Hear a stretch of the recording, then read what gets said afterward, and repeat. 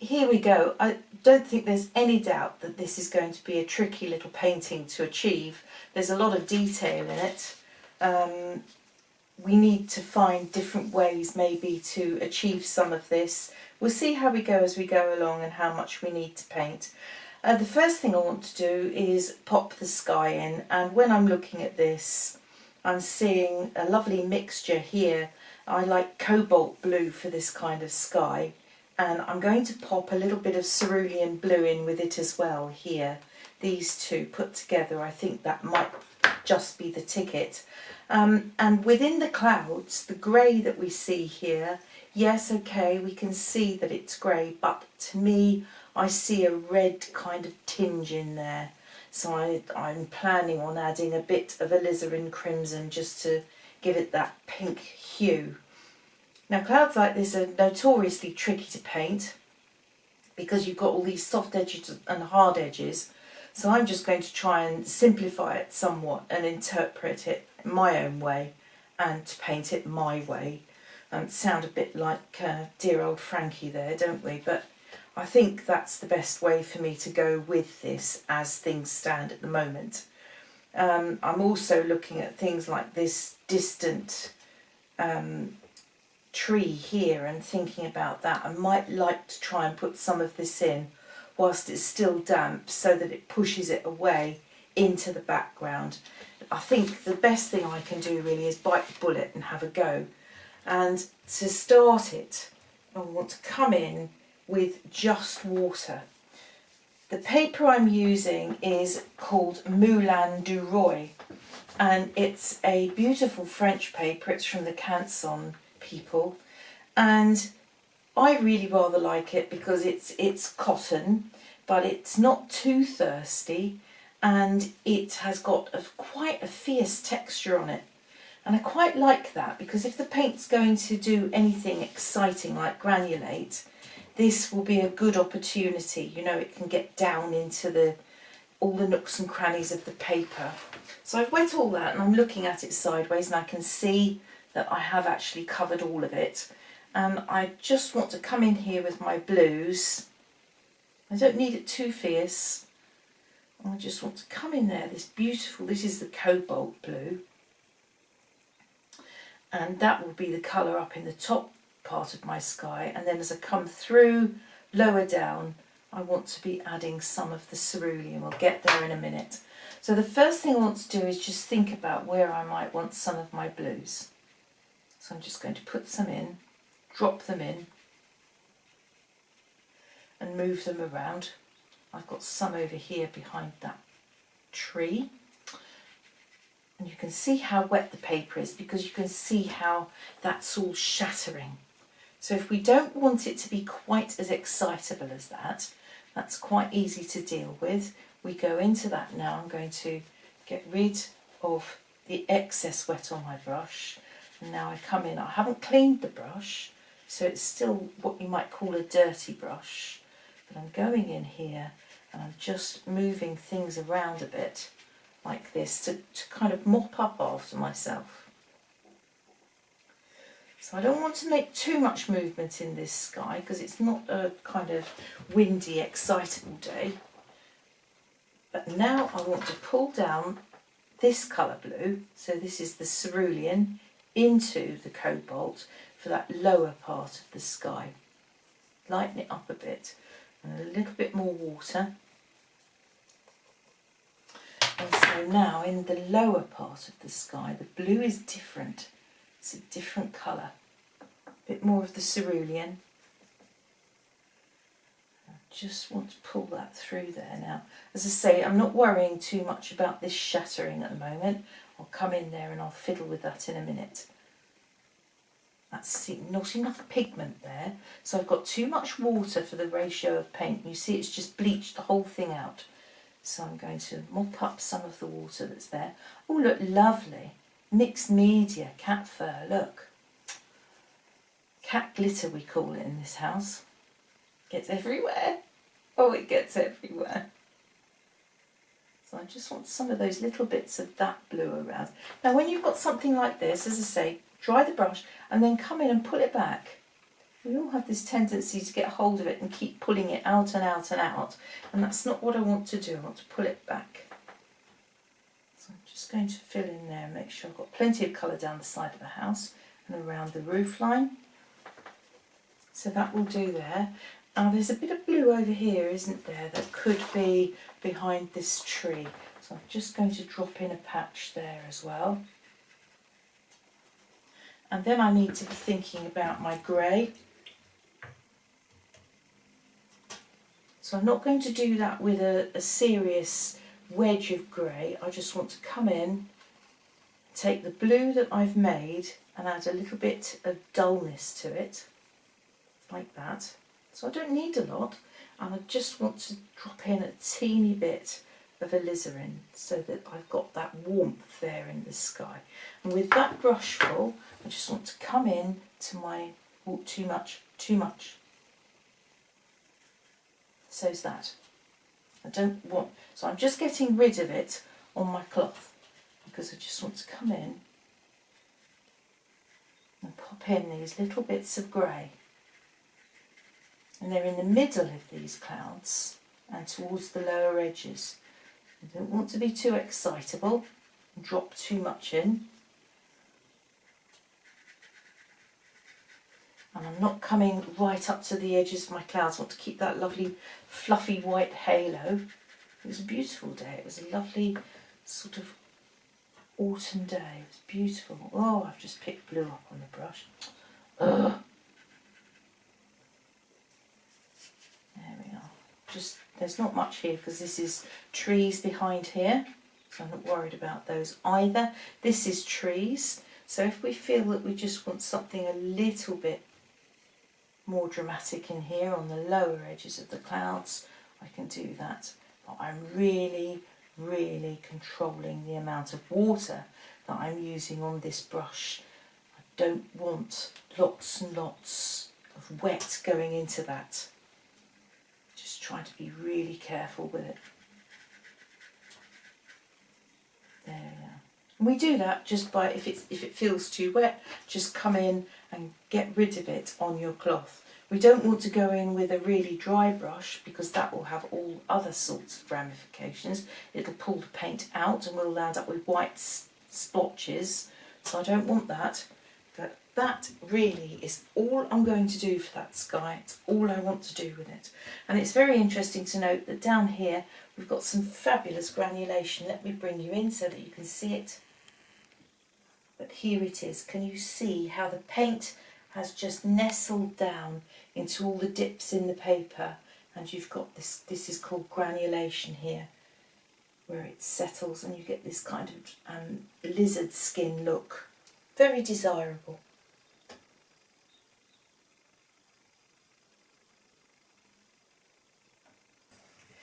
The shine is just starting to leave the paper.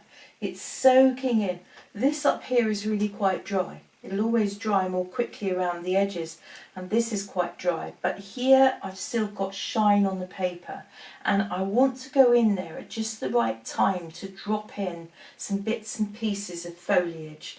I've made a green. I used my quinacridone gold and my cobalt blue, and I've created this really quite fun green, and I want to just bring that through here. Let's see if it's the right moment. It's still going to really bleed at the moment, so maybe not too much. Now I don't want to put too much water in there because if I were to introduce too much, this would cauliflower into the blue that's drying, so I have to be careful. I've got to get this right. So I just want to bring a little bit of the greenery through here. I want it to be quite darker, quite a bit darker down here.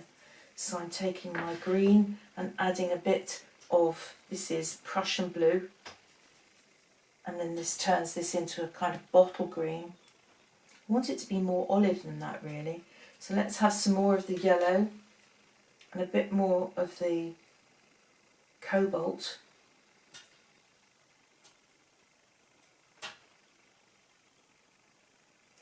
I'm just going to drop that in there.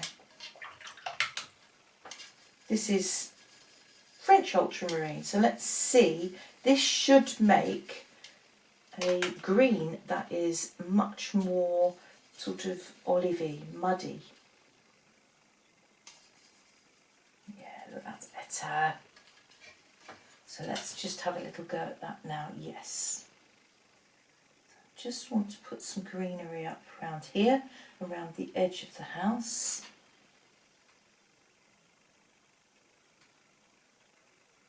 So I'm just pulling that through to there.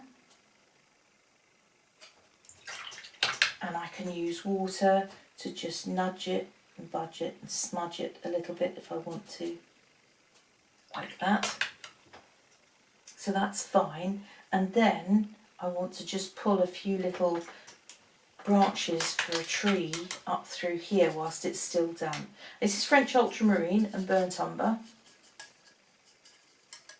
And I'm just literally going around my palettes using the bits and pieces that I have and making the most of what I've got. So again, let's just see if this will work. Yes, so it's still just slightly damp. So we've still got things moving there. I'm going to make it a little bit paler. So more water, just going to add some more water. Don't want it quite so fierce, not all of it anyway. And I'm using a rigger brush. I'm just pulling some of these branches up and through.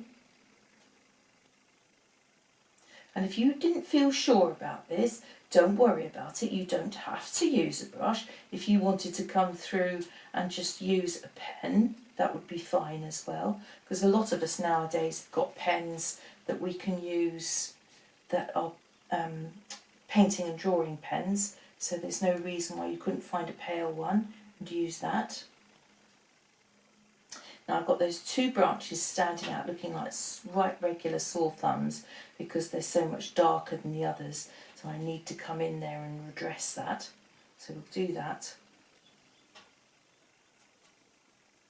And the way we go about that is we have to decide which ones of these branches are probably coming towards us a little more. So I'm going to do that. Because the darker you make them, of course, the closer they will look.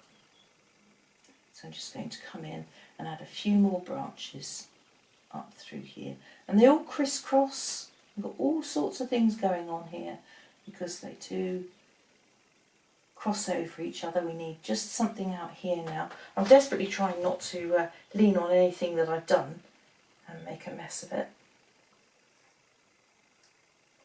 And this to me looks like it might have been an ash tree. Well, they've been in dire straits in this country recently, poor old ash trees. For our foreign visitors, we've had something called ash dieback, and it's just been attacking all these poor trees, and they're just disappearing from the English landscape. It's so sad. There you go. So that gives me a bit of a tree behind the house, something to put there. That's really good. Now, how damp are we now? We're still a little bit damp, so that's okay. What we need to do now is let that dry, and then we're going to come down into this area here in the foreground. My next area to deal with, I think, is going to have to be to try and tackle the basic underlying colour here on the water.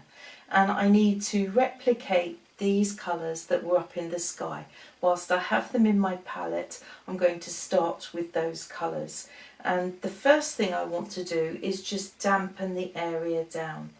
I don't need a lot of water, and I don't care about going through the house as it sits there. It's not important. I know I'm not going to go near it to paint at the moment, so it's not a problem. But I just want to give the paper some water to soak up, because then it won't be too greedy with my paint. And this is always what I call the panic protection. So this is the moment to put water down so that you're not going and panicking because you don't know where to put the paint next. This gives me time to sit here and talk to you like this because I am waiting for the right moment. Now, always, always dries up more quickly around the edges and the corners. So already I can see that the shine is going off this around here. For this instance, it doesn't worry me at all because this isn't really where I'm going to be worried about working. I'm looking at this area here and I can see 2 or 3 different shades of colour. You've got the darker blue in this swirl, there's the grey that we're looking at here, and I have this splash of blue. But there's also just white paper. We want to try and keep some of that. I'm not going to go into this with a large brush in this instance. I want to just be working with something smaller. So this is a number 8. And the first thing I think I'll get out of the way, I'm going to go for my blue. Let's see if the paper is up to it. It might still be a bit too wet here, but I want to just put in those slithers of colour. Now we have to remember that watercolour is a bit of a stinker. It dries up to a third lighter, so don't be too timid. So I have colour on my brush, but not too much wet. I don't want it to be too wet. If it's too wet, it'll just run everywhere and bleed everywhere. I don't want it like this. I don't want it to do that. I want it to be a little bit more controlled than that. So I'm just coming in there gently, gently, gently, with just paint on that very tip. And I'm just coming in there and just putting in these slithers of colour. And it's really, really important to realise that water is flat and it's horizontal and it's straight. So I want to try and keep that feeling. Having said that, some of this is curving round here towards us, so we'll try and do something with that as well. So I've just put my little blue bit in there. Now I'm looking at these swathes of grey through here. So I've made some more up. I don't want to use this too thickly either. Let's see how it works on the paper first. And I want to pull through.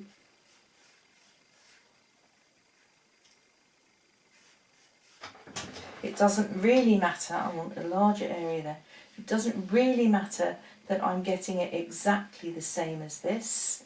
That's not really important. What is important is that we're keeping and retaining some of the white. That will be our reflections. And that we're getting the colour in a little bit darker in some places. But I want all these lovely edges to be soft. I want them soft. I don't want anything hard. So I'm just flicking it through. Some of them are little slithers.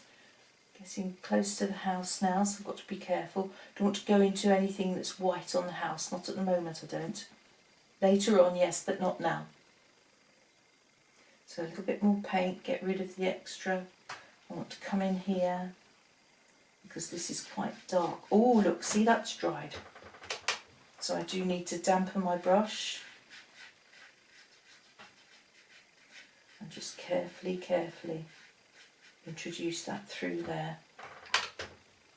Get a soft edge and a soft blend on that by coming in this side. Doing it that way. Now I've got a bit of blue up through here, so I'm just going to pull some through there. That will make sense later. And then this comes on and carries on. Just keep it still wet so I can still pull it. I haven't really got a lot over here because there are going to be trees here, and a lot of that is white. I'm just going to drop in a bit of blue in the odd place like this, so that I've got it that will reflect through the trees. And then some of this is just a little bit darker. So again, I'm coming into my blue, adding a bit more blue, adding a bit more of the Payne's grey. Dab, dab to get rid of it. And we're looking now at some of this here.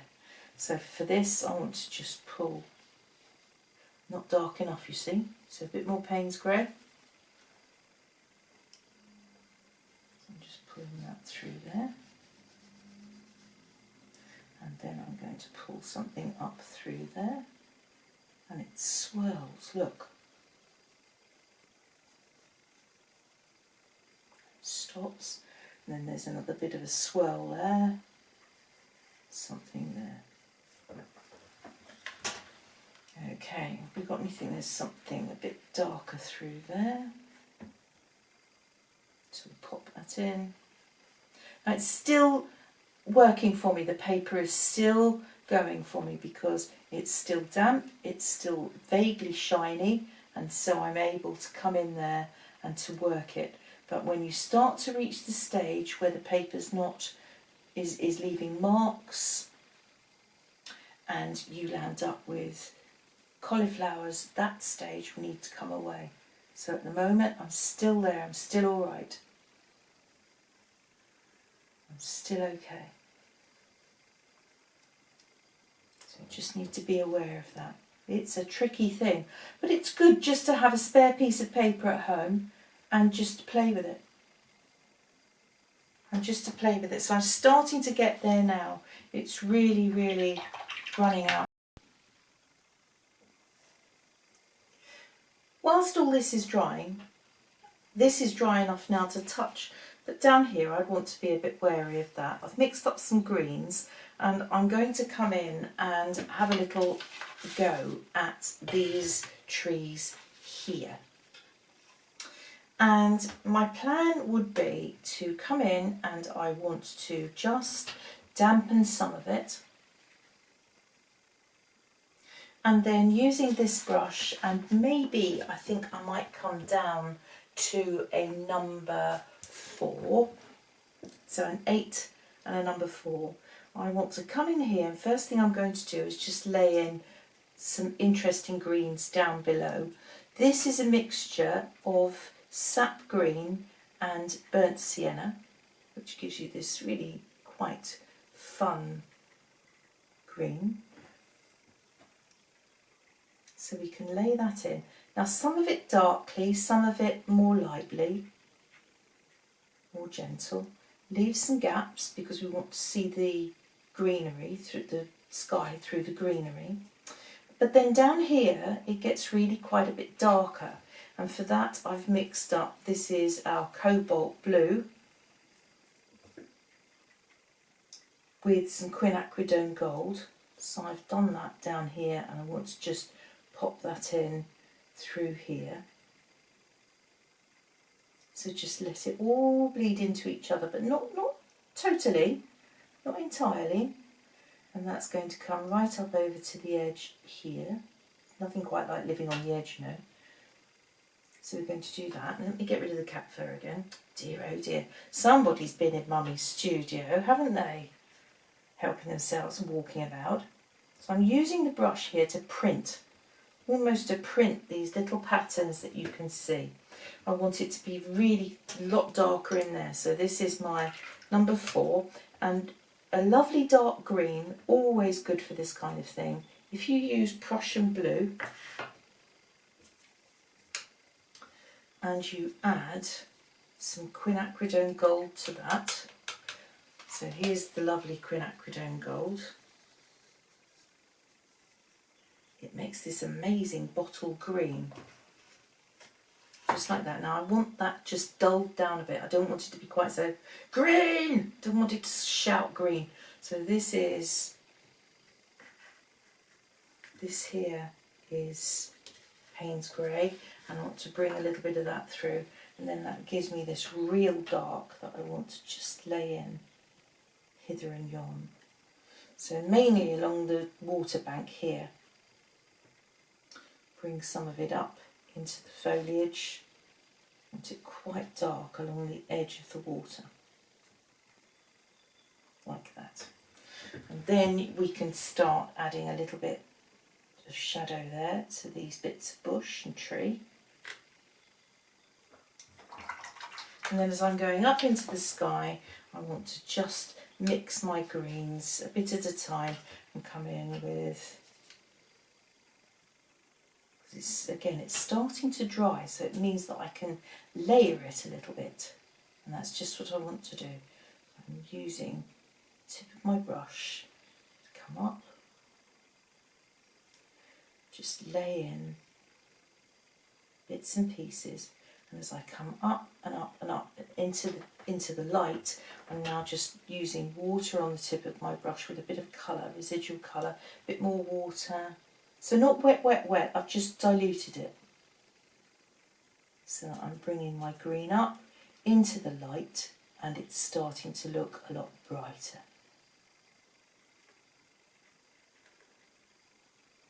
So we do that, let's fracture the edges because we don't want it to look patterned in any way. I'm just going to come up, do that. Now I need to use a different colour green, but I don't want it thickly. So again, I've coloured my brush and now I'm dipping into the water and rubbing it on the edge of the pot, dabbing it, and then I can come in the slightly darker green. Not enough, you see, I didn't do that enough. So more water, dab it on the cloth, and then come in. So I have a different shade on the brush, but it's still dilute and thin. If you find it easier, just mix it in the palette. That's just me showing off and doing it on the hoof, so to speak. This is all or nothing. I know I've got trees to go up through there, so I'm fully aware of that and that's fine. But some of this needs to be a little more varied than that. So come into one of the greens, or mix a different one. I'm just taking a bit and something and everything. That's okay, too wet you see. So I've taken some off on the cloth. If it's too wet, it just runs everywhere and you lose any kind of definition, so I don't want that. So that's given me a bit of a different layer. Now I'm just going to wait and wait and wait until that's dried a little bit. Just wait. It's all in the when, you know. It's when to go in, when to do it, when to touch it. Because if we do it when it's too wet, it just spreads like this and then you land up with mess and dirt. And you mix enough colours together, they always just revert back to a nasty muddy brown. And I don't want to do that, so we're not going to do that. We're just going to sit and wait on it for a minute. And I think what I might do is take some of my burnt umber and I'm mixing that into my green. I'm just waiting until I've got to the right moment, and then I want to put some of that darker colour in there as well.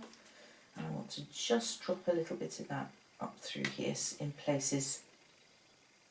All you're trying to do is vary the tonal value of it. And it doesn't really matter how you do it.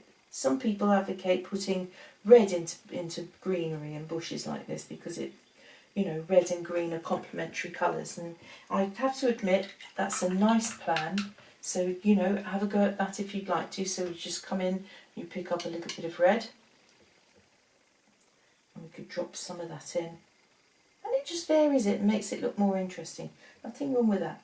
And if you're not sure, just come in and dab it on your cloth like I just did there to make sure that you're not going in with this really hefty brush full of paint that's going to go whoomph and knock everything for six. Don't want to do that.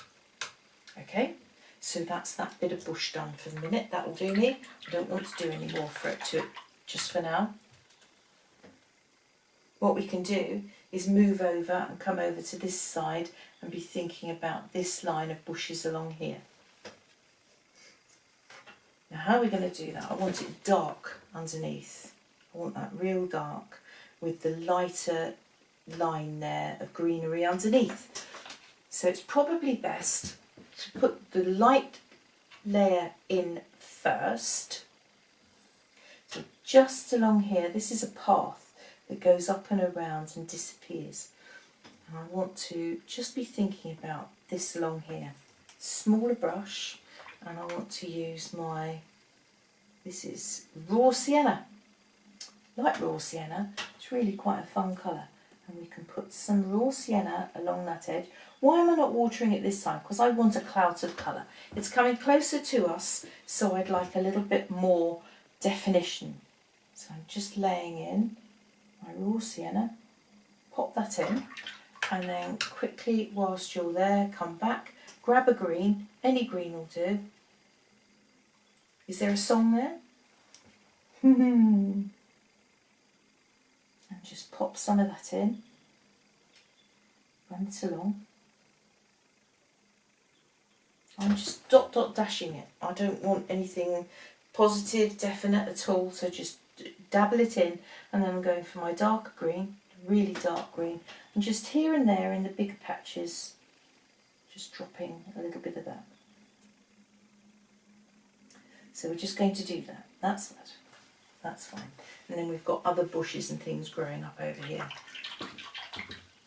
There we are. So we've done that, so we leave that alone. Now, where do we go next?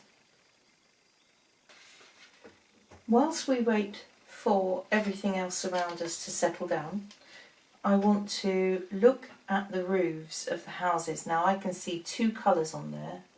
I can see this paler brown, and then there's the darker brown on top.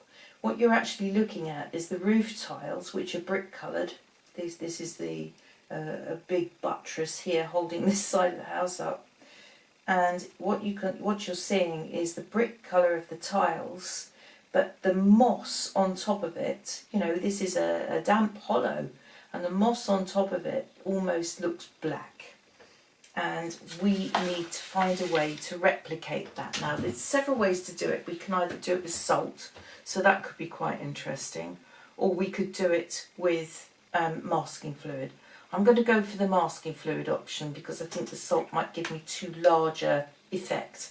And I need to, first of all, reproduce the colour that's underneath the tiles.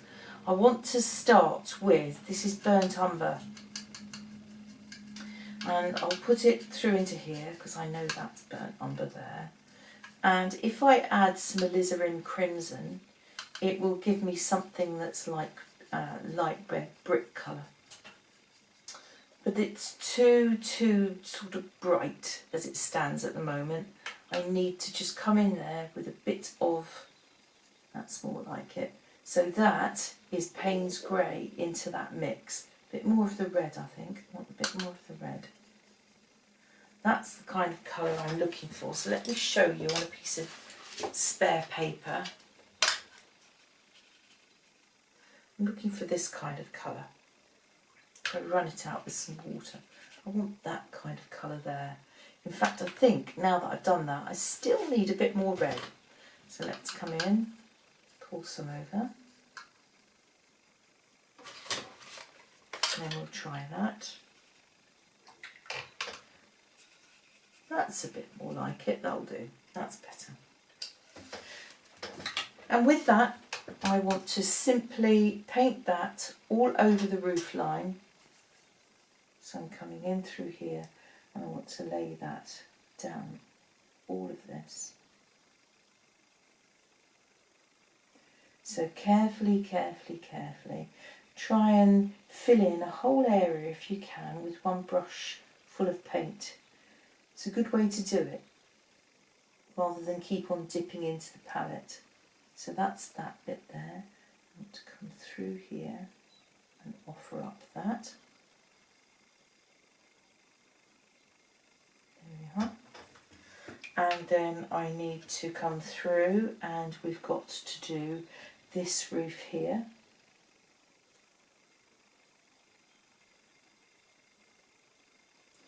So just pull it across, gently, gently, like that. And when you get in the corner and you've got a little puddle, don't clean your brush and then come and dip it up. Just wick your brush with the cloth and then come in and pick out the drip. And that usually works quite well.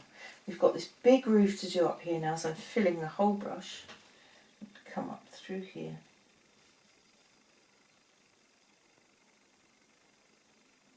That's it. And across and down like that to there. And then the other thing I've got to do is the chimneys. Why haven't I done it all in one go? Because it's easier. It makes your brain understand what you're looking at and where you're working. So now my brain knows that's a chimney. This here, same applies. It puts it in your head now. That we know now what we're dealing with. Now, interestingly enough, This is the same colour but it's paler, and to do that all I'm going to do is come in there, a bit of water, and just paint it and even more. So that's water on the brush, and when I come in and I do that, that will be much paler, and that's super fine. That's what I want. Alright, and the important thing is keep that colour in your palette, because we're going to need that when we get over here and we need to do this buttress in the water. So for now we need to just be careful and leave that alone. Don't get rid of it. And that needs to dry. We're jumping around a bit, but it doesn't hurt us. It's just like painting a jigsaw puzzle. We have to do the bit that we can do. This is the bit damp over here, so I'm going to leave it alone. I don't want to know about it. I'm going to come over here and have a little go at this bank of hedgerow along here. I've got something that's scrappy and bitty along here, so it's bitsers. And I'm just going to start coming in with my paintbrush, and again I'm just going to scumball the paint in. I want to be a bit careful of the gold that I've put along the bottom here, that raw sienna. So I'm just rumbling through with my paint. And some of it is darker colour like that, and here's some of it with a bit of water on it, because this is now coming out into a bit of sunshine through here. It's lighter through here, so why don't I get hold of one of the golds? So this is raw sienna, and I'm just going to pop a bit in there to make it look as though it's sunlit, which is quite nice. And it suddenly gets darker down this end of the... It's obviously a different type of bush, so that's all right, we can cope with that. I'm now coming back for a different colour green. It's something different. Leave some little white bits if you can. That's quite nice to do that, because it gives you light in the hedge. So this is my green that I mixed with my burnt umber. I'm pulling some in over here. Bit up above like that. And the important thing really is for you to decide which bits are extraneous and the bits that you don't want and you don't need. Because if they don't do anything for your picture, don't put them in. And I know there's all this thing about authenticity. Yes, that's fine. But, you know, next year you could go back and this hedge could be cut down. So I just would not concern yourself about it. Just paint your picture the way you want to paint it to make you happy. So the only way to make this gold stand out down here is to put dark in behind it. So I'm coming in with this dark green, and I'm going to even put some Payne's grey in there in a minute. Just popping that in, and that's now just water on the brush, and I'm just going to pull that like this through there.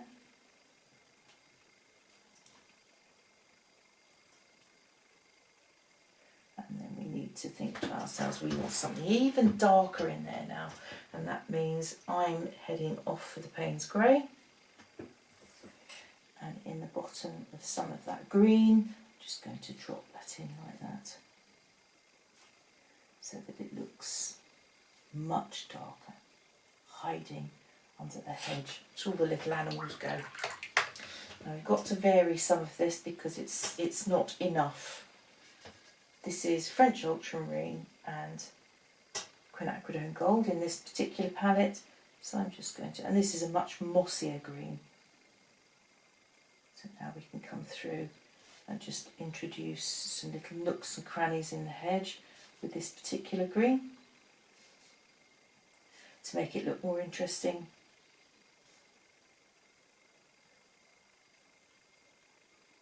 There we are. If you wanted to throw something left field in, you can. So through here I noticed that there are some long strands of something, so I don't know whether that's, what do you call it, the New Zealand, is it formium I'm trying to come to terms with? I want to just put something through there, and then some of them I'm going to come in here with no, that's burnt umber, and I just want to pop a few darker pieces in through there, and I'm going to pull some down across the hedge.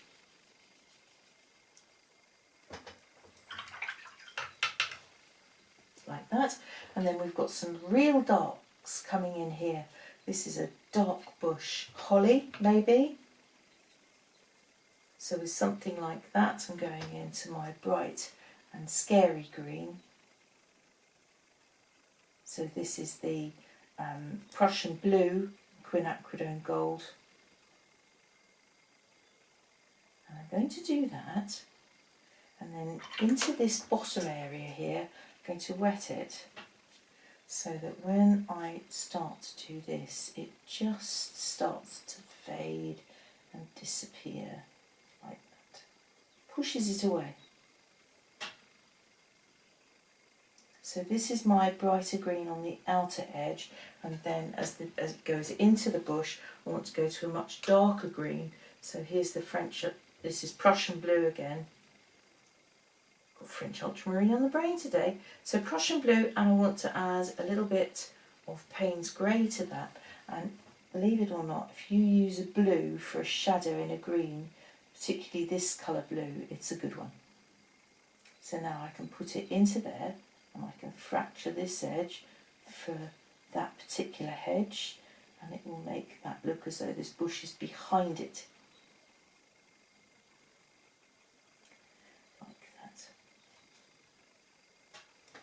And that blue, I'm just going to bring it up there a little bit to let that bleed into the green. So we've got quite a heavy bush there, but it's still sort of disappearing into the distance around this edge. I can help it along its way a bit with a bit more water there. There we are. And so as you walk along this path and through here and along there, it would just all disappear. So that's what we're looking for. That gets that line of hedgerow sorted out. Now that my roof is dry, I want to come in here and start adding some details. This is the undercolour, the colour of the tiles, and we need to be thinking about the moss and the shadows that are on top of this. And to do that, I think the easiest way is to go into this now with some masking fluid. And my plan is to wet my brush. I'm using a tiny little brush, tiny brush. And I want to make sure that it's all completely covered. And then I want to come in here and just use some masking fluid. Now we use the soap purely and simply to protect our dear little brush from all the, it would, if you put masking fluid on that, it would just kill it. So we use that as a resist. And I'm just coming into my roof, and all I'm doing is dot dashing a bit of Morse code all over the roof, so that these will be paler when I paint over it with a darker paint. When we rub the masking fluid off, these little glints of this pinky brown will show through. If you haven't experience with masking fluid, don't worry about it. You go to my YouTube channel and there's a whole video there about using mask and how to use it, how to keep your brushes clean, what you'd use it for. So please do help yourself to that, you might find it useful. But for now, just these teeny tiny little brush marks. And you can't really see them at the moment, I'm sorry about that, but you will find that when we paint over the top, that will all become clear later. So I'm just popping in these little teeny tiny specks. I'm just using the very tip of the brush, and don't want an awful lot of mask on there because I want them to be delicate and fine. but these will be the tiles showing, just glinting through. So a bit of that all over the place. There's quite a bit up here on this corner, so I want to do that well. And then we also have the same effect down here on the chimney. So here and there, dotted hither and yon on both chimneys. So we'll do a little bit on there, teeny tiny marks. So just want to give the impression that the odd brick or two is reserved where it hasn't been obliterated with the moss and the darker colour. So that's fine, we've done that. I'm not going to bother with this because that's really still quite light in comparison to the rest of the building, so that's not a worry at the moment. Alright, so we rinse our brush, and then when I come back you find that the brush is perfectly safe and fine and no problems there at all. Perfectly safe and fine and no problems there at all.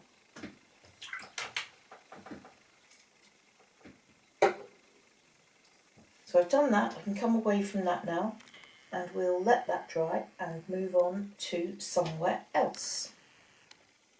And my plan now is to come over into this area and to do something here where the trees are.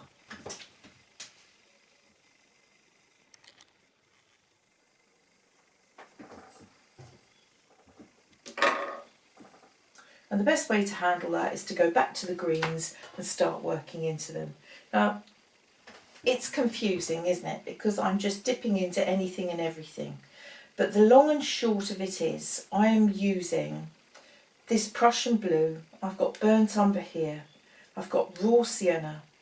I've been using quinacridone gold. And I've been using some sap green. As for these colours along here, this is my cobalt blue that I used for the sky, and this is my cerulean blue, and here we have a bit of Payne's grey. And to be honest with you, I am just dipping in anything and everything and making the greens up any way that I can with any of those blues and yellows. You can even make the green using the burnt sienna and the raw sienna. It's just a case of dipping your brush in and mixing and making. I know I want some lighter golds over here in this particular area, and I can make those by using my quinacridone gold. And sometimes it's easier just to take your paint like that and bring the other colour across to it.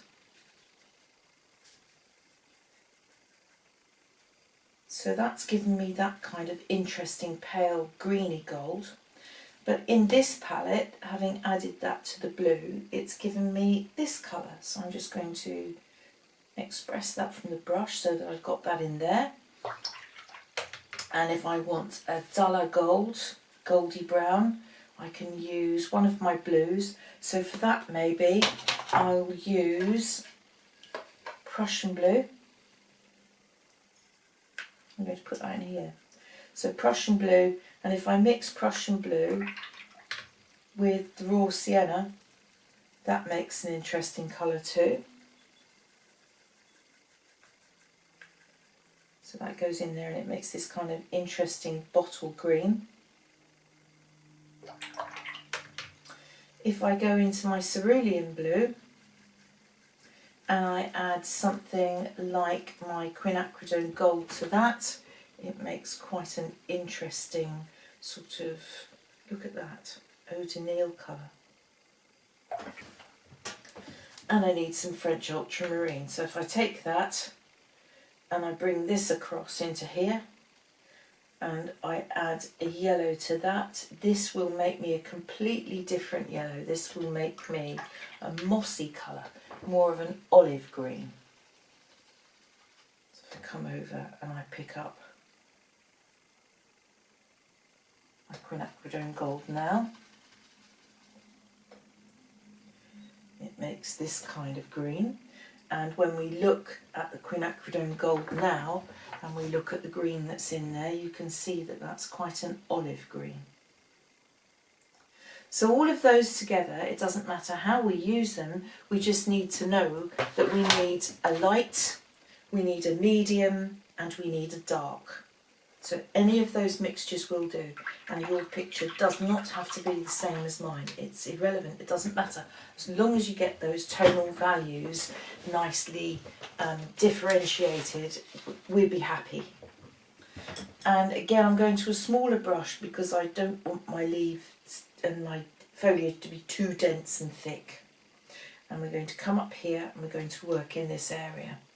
I will be looking for the paler, lemony, brighter, orangey hues first. And so that means I'm going into my quinacridone gold that's mucky, and I'm just picking up something like that, and I just want to come over to this edge here where I know the foliage is orangey yellow. So this is autumn and things were just starting to turn, and we're just going to gently lay the colour in. Now coming in for more water, I don't want it all to be starkly bright, dense. And if I pale the colour out like that, it kind of pushes it back a little bit. So I just want that golden colour to start shining through here. A bit more. And then usually the frost catches the outer limits of the branches and turns it this golden colour, and then underneath you still very often have the green sitting there just kind of shining underneath. So I just want to introduce that. It's a goodly amount in here. So this is kind of pointillism, isn't it, to be honest with you. And I'm going to just smudge some of that with the water, because what's happened is this edge of the tree has still got quite a bit of foliage on it, whereas the rest of it is quite denuded. So I want to just introduce a few little bits and pieces of greenery over here. Not a great deal. So I'm just pulling a few little bits through there. And then down here we have another bush or tree. So I'm coming back to my golden colour, and again I'm laying that in. So you see how this goes behind it now? I need to watch that. Can you see the drip on the ferrule? All that water. I need to watch that, because if it runs down it'll just suddenly make a splodge, and I don't need it. I just want some golden colour through there. I'm going to do exactly the same. I want to just soften. Now this is maybe a little browner than the rest, so now I'm coming up here and I'm going to come into the burnt umber. So just a little bit of a brushful of that. I'm going to introduce a tiny bit of that into here. Tuck it down underneath that hedge. And then I'm coming back to the green, and that's quite dark green there. So again, I need one of the darker greens. So that means I'm going to come into something that's got the Prussian blue in it. So I want to just pull that up through there, tuck it down under that hedge, because it's the darkness that will put this tree underneath the hedge. And again, rinse, dab, dab, and I'm just going to come in and smudge a little bit. Like that, just to make it interesting, just to relieve the boredom and the tedium of the blocked colour. I want something darker in there again, but I want it to be different. So if I take, this is my Prussian blue, let's see what happens, and I add burnt umber to that. Gosh, that makes almost a black, look at that. So if we just drop a little bit of that in there. It's coming towards us, which means that it brings it closer. It suddenly looks closer. So this is still bushes behind this hedge. That's what we're dealing with here really at the moment. Just this line of bushes behind the hedge, so that's fine. And then I've got to go back up into the tree canopy, and that's going to involve all the yellows and golds again. So going back into the quinacridone gold, and up here. And this is why I wasn't too worried about what the sky was doing over here, because I knew that I wanted to come through and introduce trees. And as I get to the edge of the picture, I'm going to bring the tree line up, because then that will bring your eye down to this little path that's going to be here, bring you into the picture. So that's quite a, it's a visual aid really, and even if your picture didn't do it, I would create that effect if I were you. And the key to that one is when you're taking your photograph, look at the trees that you have around you so that you can maybe interpret that yourself and get there and pop it in your picture, your photograph in the first instance. So I've got a lovely little splash of blue in there and I want to keep that. So I'm not going to obliterate it. I'm going to work around it. I'm just bringing that in, tucking it down behind this golden tree here. Too spotty, too dotty. So again, coming in, just adding a little bit of water to soften and blend. And then I want a nice kind of bright bit of yellow in there, so let's go find it. This is the quinacridone gold. So just a shimmer of this lovely yellow in there. A bit more.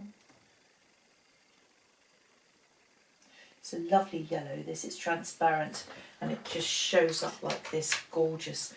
And the point is, it means that when you're painting, it gives you the shine and it's transparent, so you can use it for layering and glazing, and it makes some of the most scrumptious greens.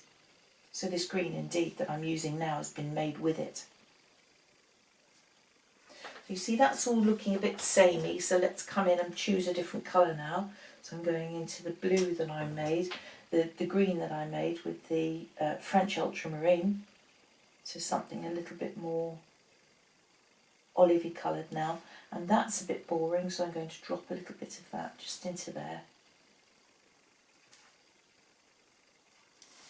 So just tinker with it, but don't overcook it, don't overdo it. Now, this is interesting because I've got this dark here, this dark line of hedge, and I just couldn't put dark, although I want to put that down behind, I can't do that because this would mean dark against dark and it wouldn't read at all, it would be hopeless. So I'm going to do something completely different here.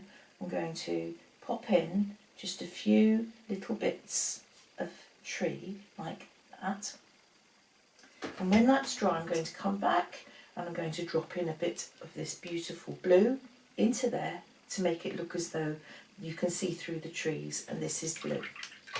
So that's my plan. And I think if that's dry enough, I'm going to come in there with my really rather nice blue.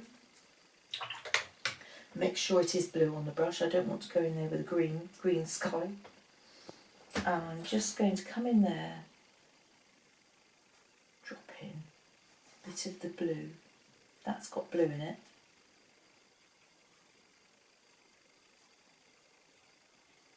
So that gives me, in those areas, more sky.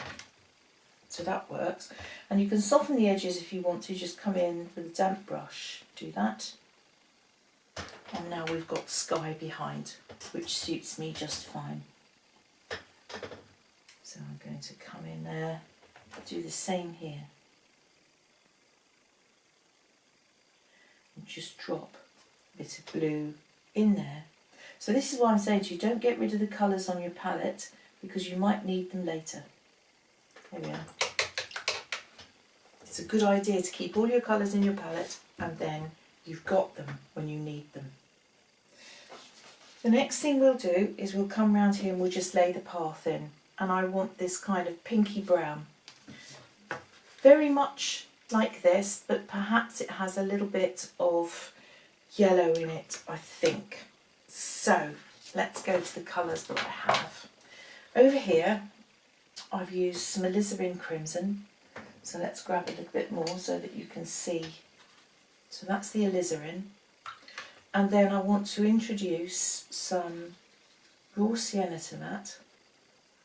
This is a nice colour for sand actually, if you're looking at shell sand when you're on holiday.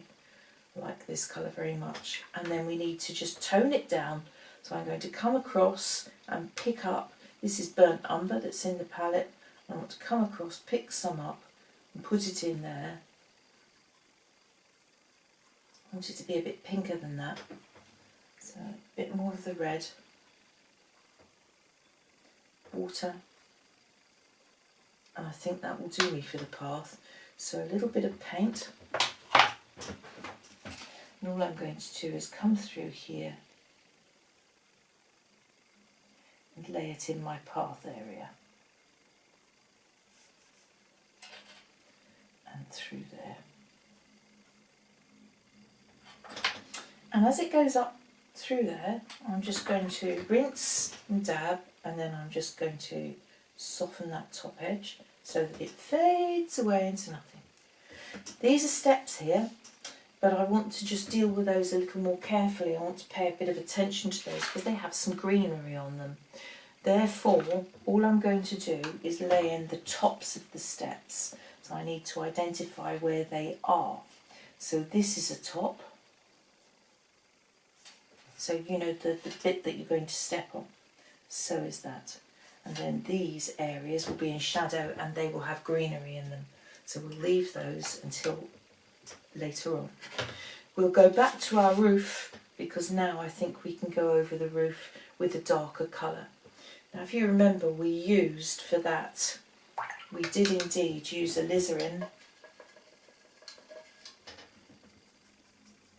and then I added some burnt umber to the alizarin. And I want this to be quite a bit darker than the existing. So this is the colour that we have, and I want it to be dark, and I need it to be darker than that. So a bit more burnt umber, and then I'm also going to add some Payne's Grey. So this mix here is going to be alizarin crimson,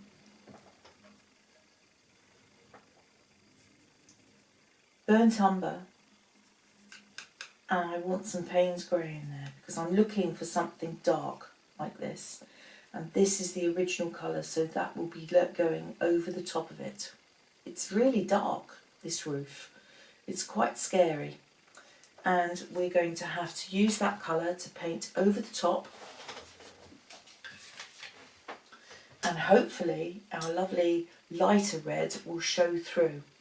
So take the dark, be brave, and now we're going to do this. So coming over the top, doing it one little bit at a time so that I can see what I'm doing.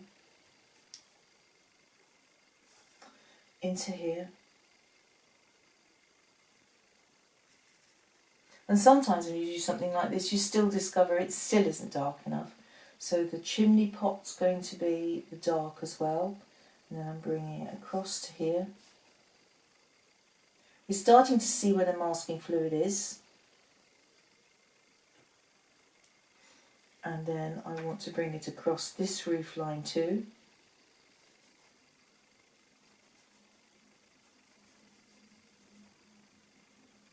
And then I need to bring it down this chimney here.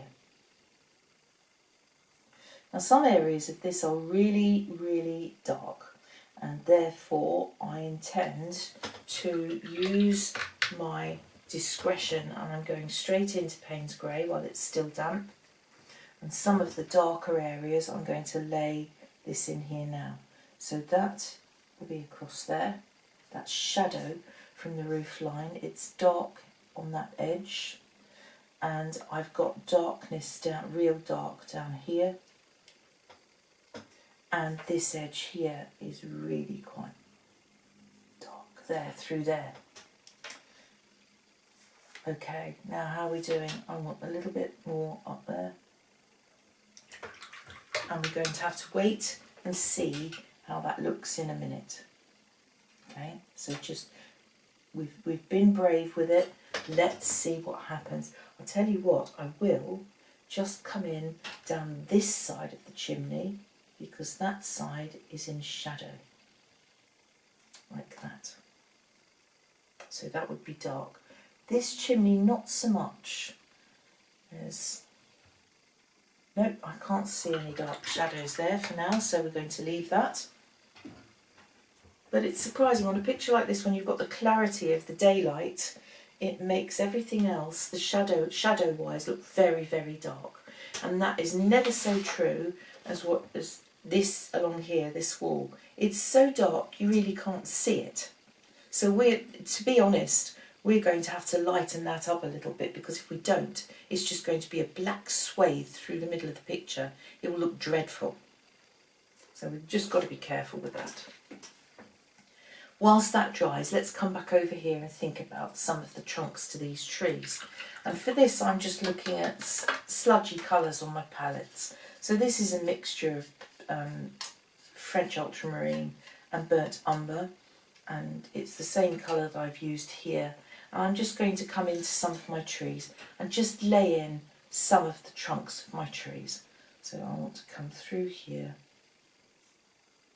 I'm just going to nip and tuck it through some of these areas here. I don't want too much. The more we put in, the more it draws our eye to it. I don't really want to do that. So we'll have lots and lots of little bits and pieces out through here. Little bits of tree. I do like to make sure it all joins up. I don't like trees that don't make sense. Having said that, here it will come through that window of blue, and then I want it behind this and then out through here. Let's bring it in a little bit so that you can see more.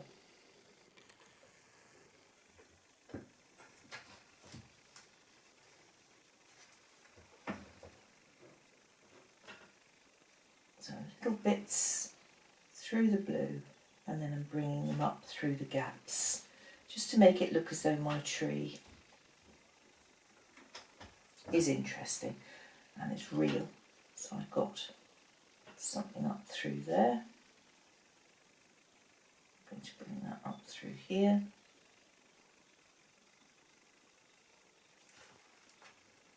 Make sure that your trunks are wider down at the base and then sort of branching out to narrower as you come through.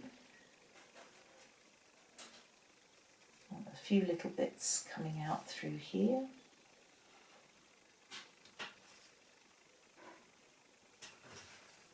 Make sure you're using the very tip of your brush. You find that if we use the flat of the brush, we'll end up with a wider brush stroke, and I don't want that. I don't want that. And I don't want too many branches of trees either. I want to try and be a bit circumspect with it. Always get a bit carried away and do too many sometimes. And in this situation, to push it back, I don't want too much. So I'd like a tree trunk up through there.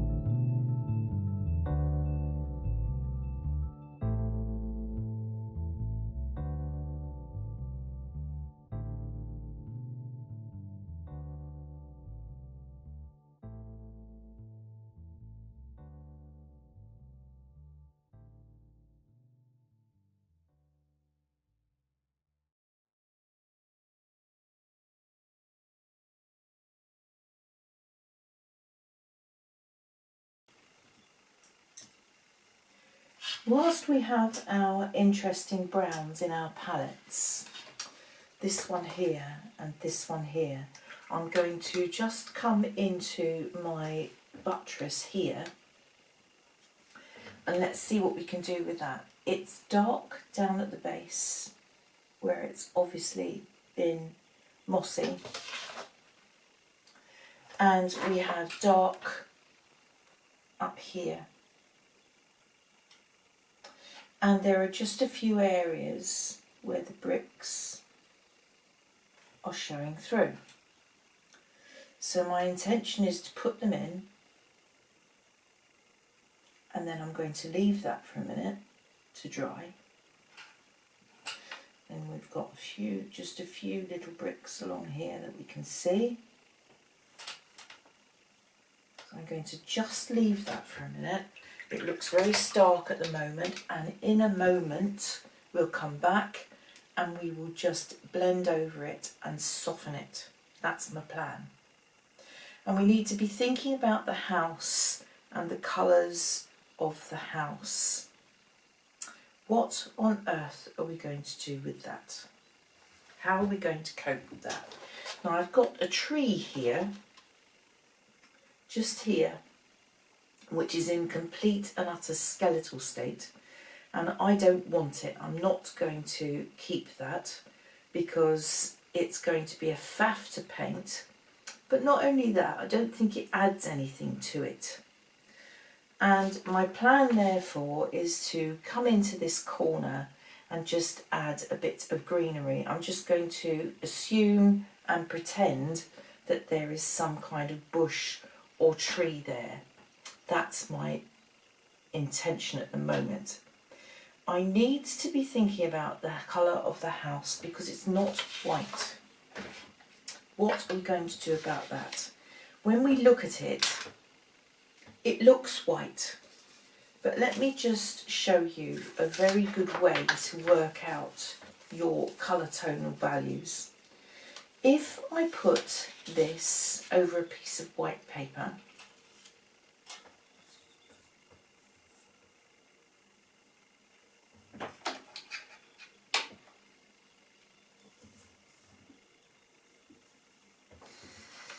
if I put this over some white paper, so there it is on the edge, and I put this over the house, look at the difference. Look at the difference, that's really dark. How about this over here? It's really dark. We can see through the holes the difference in the colour. So we really need to knock up this kind of colour for our house. It's not white, it's not the colour of this paper at all. Not at all. And it's blue, it's almost the colour of the sky. So if I do that and I do that, oh look, oh look. So it's my sky colour, the cloud colour, the grey. Okay. Are certain aspects of the house darker than the rest? Not so much. We've got darker tone maybe down here, and maybe this side of the house is darker, this fascia, but not a lot, is it? So we need that colour. And that was the sky, wasn't it, in the first instance. So we're going to go back to that, this grey that we made, and that was our French ultramarine. And you see, if I'd have had any sense, I'd still have that colour in my palette from there, and I'd just be able to paint with it. So that's the point, isn't it? You know, if we used our brains. So I'm going to make French ultramarine, and I used a bit of alizarin, didn't I, to make it a purpley colour. So that's the alizarin, to give myself a little bit of pink into the grey. And then I added some Payne's grey.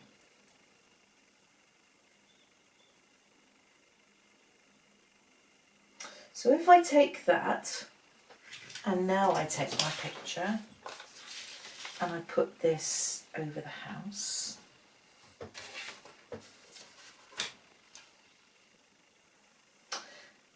what a surprise. Look how dark that is. Look how dark that is. Scary. All right. So if that's what we're supposed to do, empty my brush. And that brush is too big for this job. I want to take a smaller one. And I'm going to use that dark for the darkest darks in my house. So I want to use it thinly along the lighter areas. Be careful because we don't want to smudge our roof line. It's going to be darker down here. That's a brick wall there. Be careful with that. And what I'm going to do is just pull that up with some water. And then this is coming through here, dark under the eaves.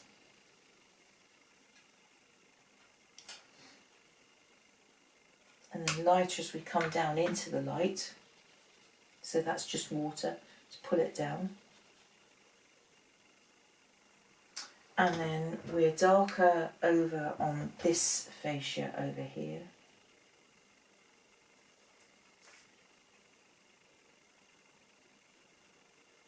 Like that.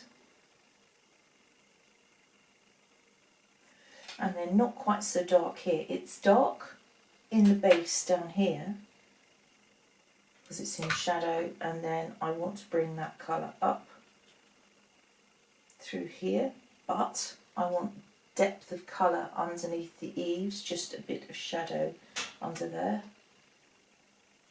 I might have to revisit that and make that a bit darker. And then this fascia in here.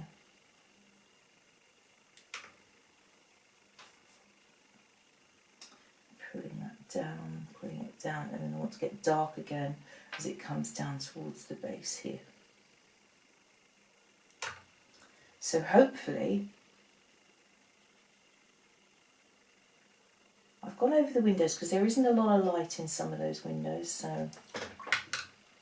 so that means that we've got a bit of shadow and colour on that house now. We'll leave it and we'll go back and we'll see how it stacks up later. But we're keeping that colour now because we may require it down here. But I've got another surprise for you down there as well. Okay, where do we go now? What do we do now? Let's go back to our steps and let's just make them dark with some greenery on them. We've got the greens in the palette, so the plan here would be to come into this, and I'm just going to drop in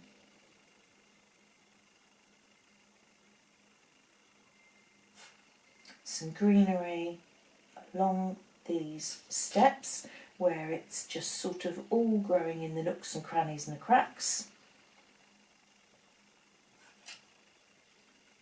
Like that. And then I'm taking a dark, so shall I take a dark green? Let's see if this works. If it doesn't, we might have to go back and use something neat like Payne's Grey. And I'm coming in there and I'm just going to infill and let it run a bit and blur a bit and do its own thing. Like that. Okay. Works, that'll do. That'll do for now. We can go back in and we can blend and soften some of that in a second when we get there. Leave that alone, it's wet and I don't want to cause any kind of trouble with it at the moment, so leave it be, just leave it be. Where do we go now?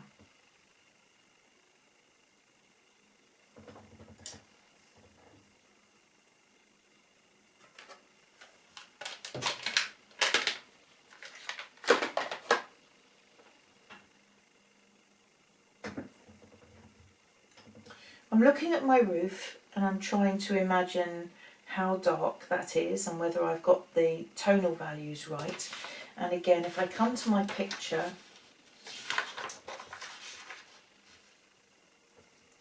and I use my two little bits of paper, it'll give me an idea of whether I'm dark enough. I'm not quite there, so I need to come back and just pop a bit more colour onto those.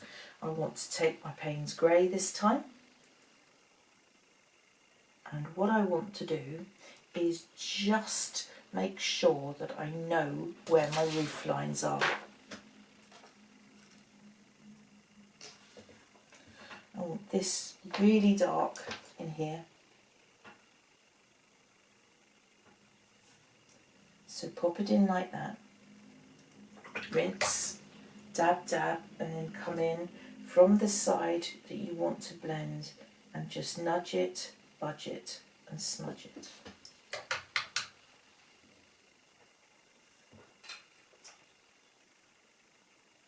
I've got some interesting little tweaks and bits and pieces on the roof, to the extent where along here we have, that's the line of the ridge tiles, so I just want to put that in. I could just about see that along here, along the top of the roof line there, and I can just about see it along this roof line here.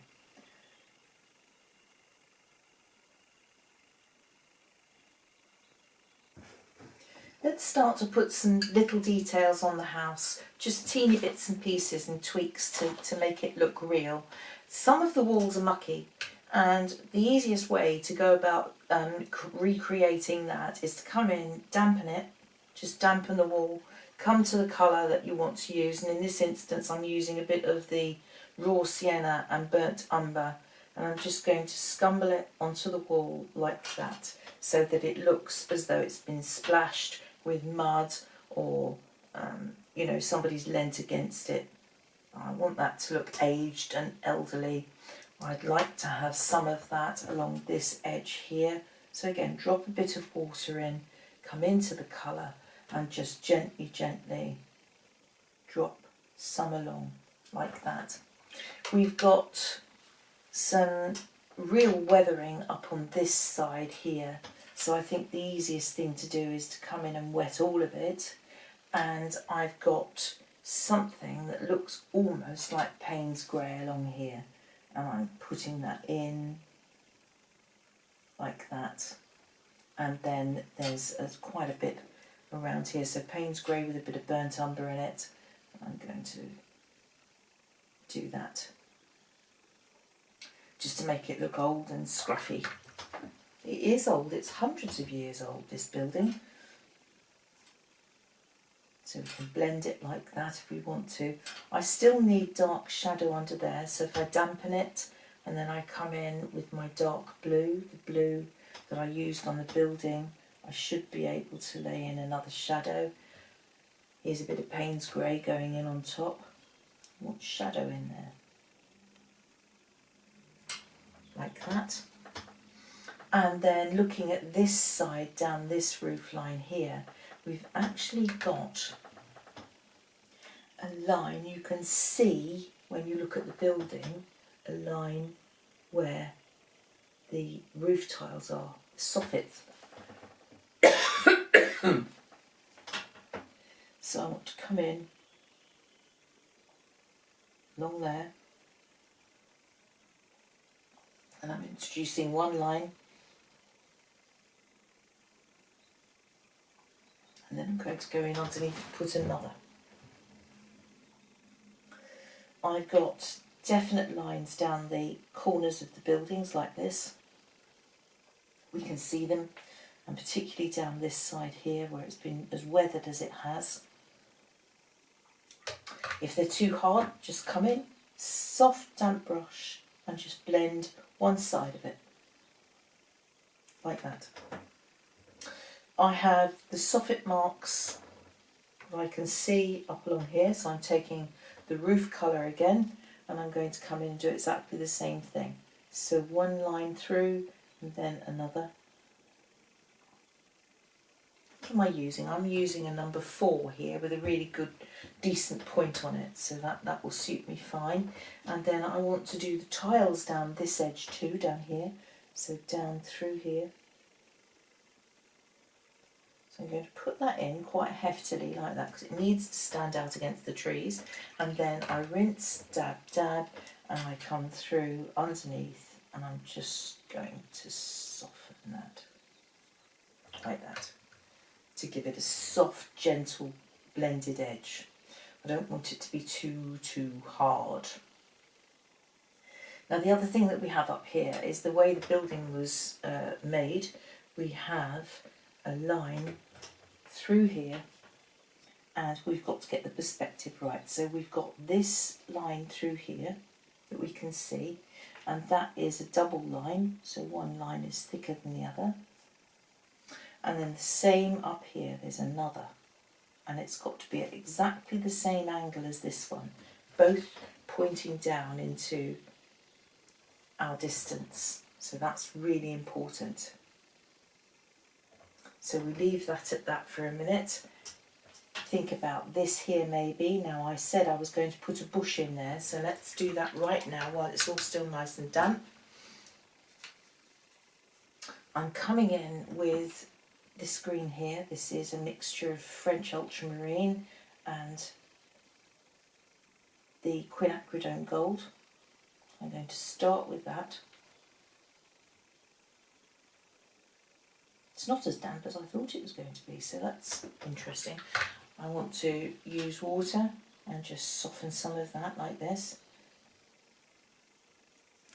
Let's have some of the raw sienna this is, and I'm going to just drop some of that up into the top of it here, so the autumn's just touched it.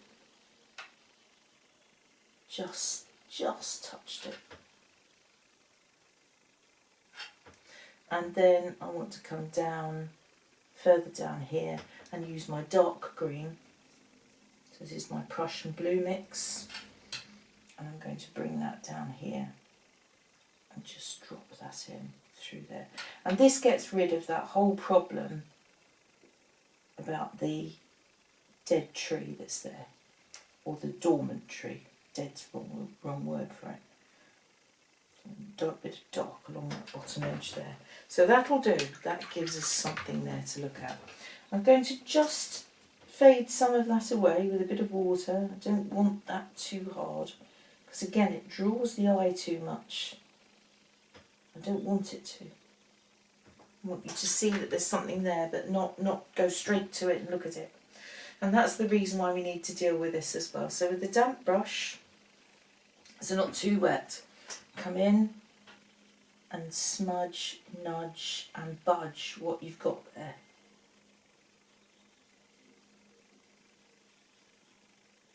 Just gently move it so that it becomes a hint of rather than a scream. Alright, so we leave that. We might have to darken that down a bit more at the base, but we'll do that when we've looked at the picture. Let's look first. And yes, you see it's really quite dark and dull around here. So let's go back to it. Let's go back to our dark brown mix. And I'm just going to add a bit more down here. And then I'm going to drop a little bit of Payne's Grey into that whilst it's all still wet. That just pushes it back so it doesn't come out and jump out at you immediately. So just leave that for now.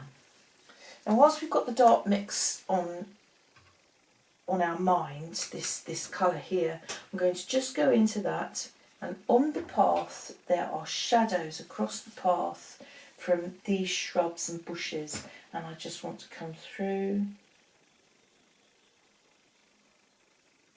and introduce some shadows on my path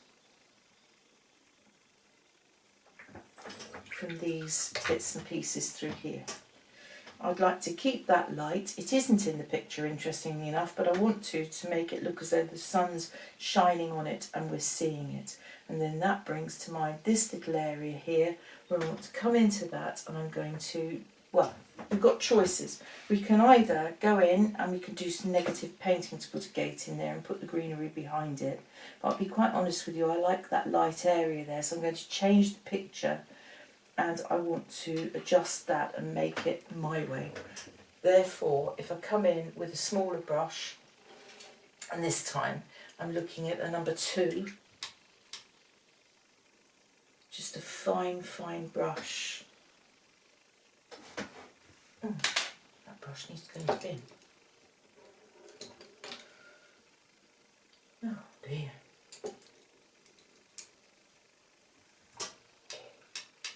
This is just a fine little, what is this? This is a 0 brush. And now I want to take my tree colour and I want it thin. So watery. And let's see if we can just lay in a post. And then next to the post is the gate. So we're coming across. 1, 2, 3. We don't need to have to see the rest of it, it's not important. But what we do want to do is put a bar across it like that and like that, so that we know that we're looking at a gate.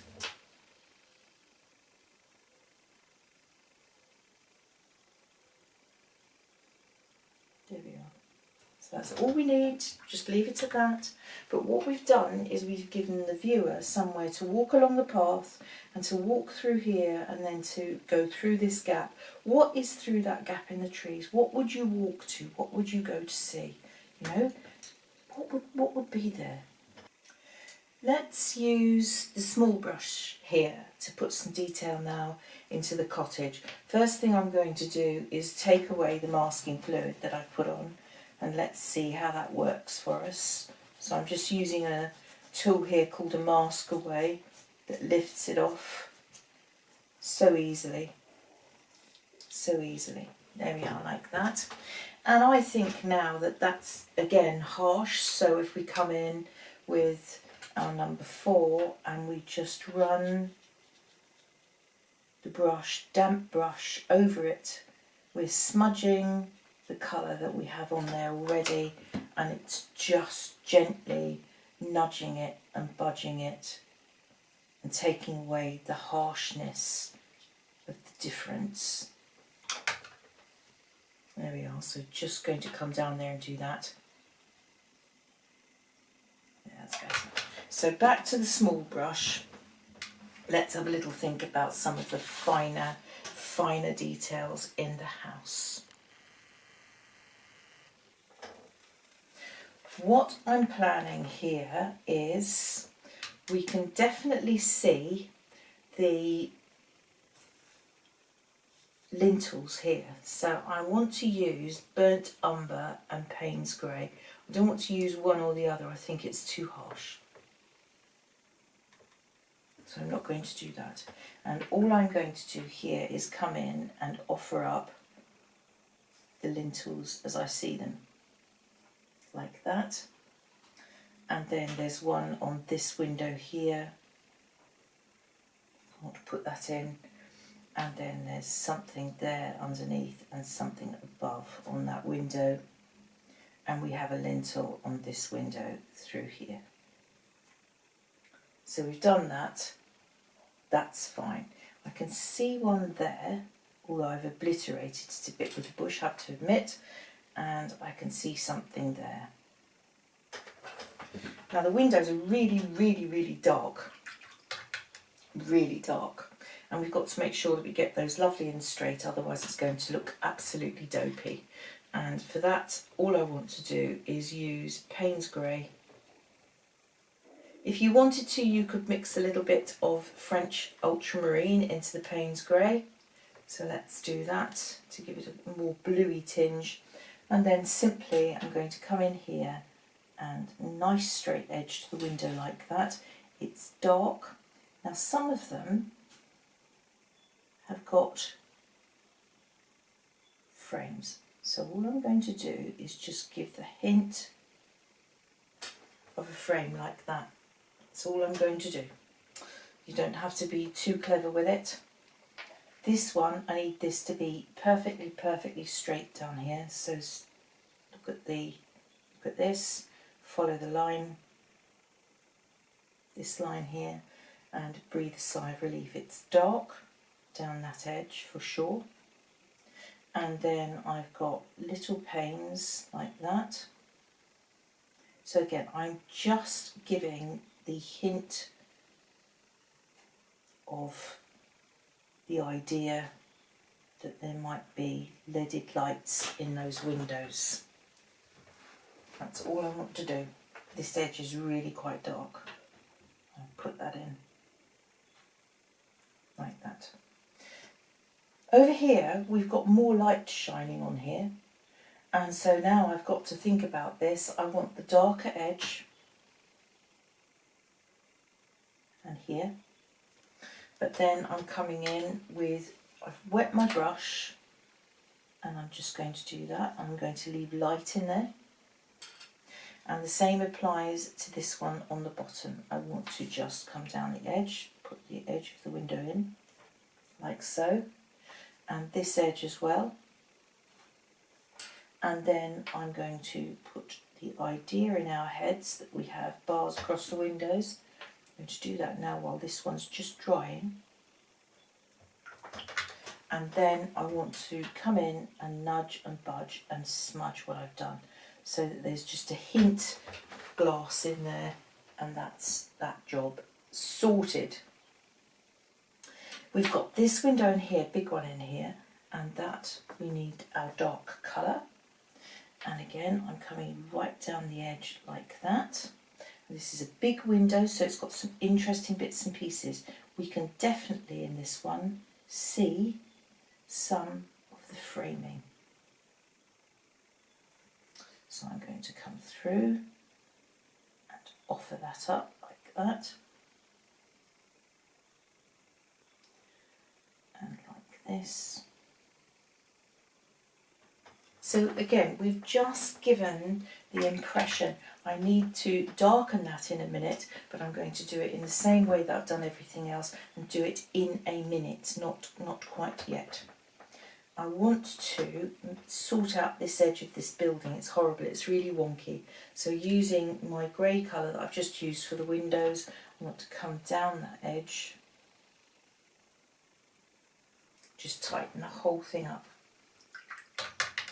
I also want to use this dark colour to come back, and I want to underline that a little bit more, underscore it a bit more. It's more marked than I've painted it. It's more definite, as is this through here. So that's quite a dark line through there. Okay. So we'll leave that alone and we'll think about anything else that we need to do to that in a minute. It might occur to us as we continue to paint, but for now I'm just going to leave it alone and mind my own business. I don't want to mess about with it too much more.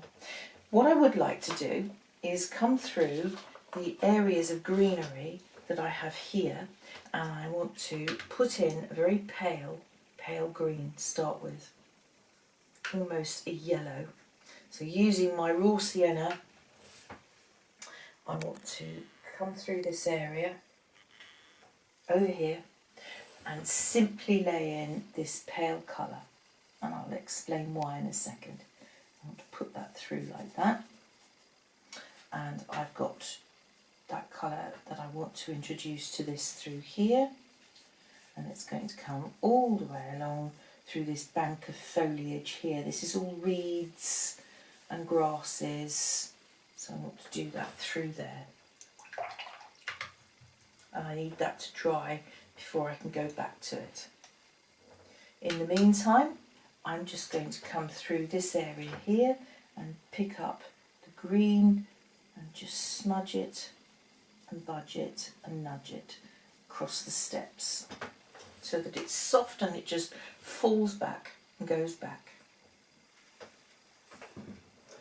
This area through here is actually hedging, and it's really very dark because this is the darker side of the house, but it would just frame that very nicely if we could get it in there. So I'm going to come in here and pop in this hedge next. I do want it to be lighter on the top because, you know, just naturally it would be. I'm just going to drop this through here in the same way that we've done our other hedging.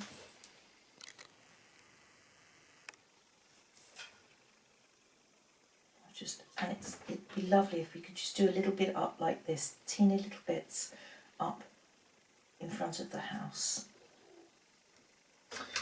I cannot use that green here because I lose my definition. So I've got to think about that. I've either got to go very dark or much paler. So which one is it going to be, we ask ourselves. Because this is going to be pale through here, I've got a sneaking suspicion that I'm going to have to go really dark down there. So let's try it. If we don't like it, I can always lift it out. Bit more Prussian blue actually. So just go into the Prussian blue. Pull that through there. Yep, that works. That will do. That's fine, isn't it? So that means I'll have to have some of that Prussian down through here to balance it, otherwise it'll look odd if I only have it in one place. And then let's make up the green with the Prussian so that we have the right kind of tonals through here. Just leaving some areas of white so that it's not too dense. And then I just want to use a little bit of water to soften some of it. And I still think I'm going to have to go in there with a little bit of Payne's Grey just to really knock it back in some of these areas here where the hedge goes down behind. That's better. That's better. Okay, that'll do. That'll do. Now, where next? Back to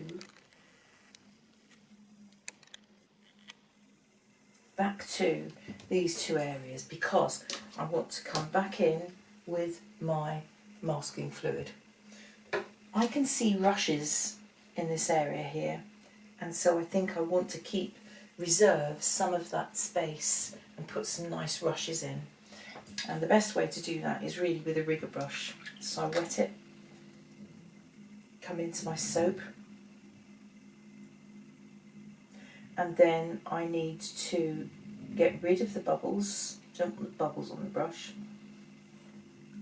And using the very tip of the brush, I just want to come in here and offer up some rushes.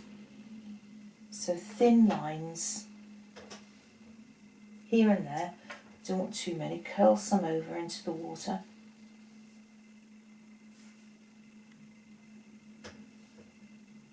And I think we're going to have a little go at some salt in this area here to give ourselves some texture and some interest.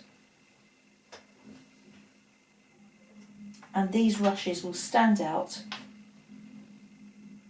along the waterline.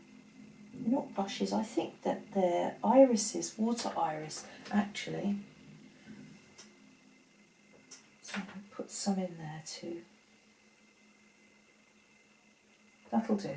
And then when we put some colour along there, we'll do it with some salt to make it look interesting. And in the meantime, we're going to be very brave and put this really quite scary dark wall in here. Because this is dark, very dark. Very, very, very dark. But I don't think I want to go black with it and kill it. I can see some light in this area here, and we'll make it in dark, dark greens, I think. So how are we going to do that? If we take our Prussian blue,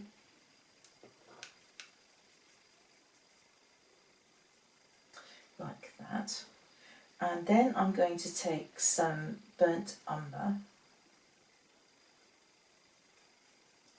That's going to give me this really dark,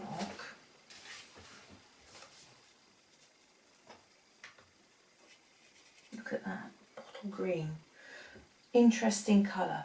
And I think that, you know, when we're talking about mosses and murk on the wall, that probably might not be far off. because we can then go into something like the Payne's Grey and add a bit of that, and it will make it all quite interesting. So, shall we have a play with that next? It's this area all the way along here, and it's quite solid, and my plan is to just come in. I've got my other greens in the palette, so I want beautiful contrast against all of that. That is parapet on the wall, as is that. And then this along here all becomes quite confused. So what we'll do with that is we'll put the colour in, and then we're going to use water to just completely and utterly confuse our eyes with what's happening there. Come in from above, do that, and it just disappears. It all just suddenly becomes something, nothing, anything.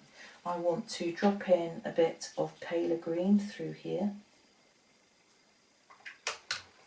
and then if I pull this dark down to it like that,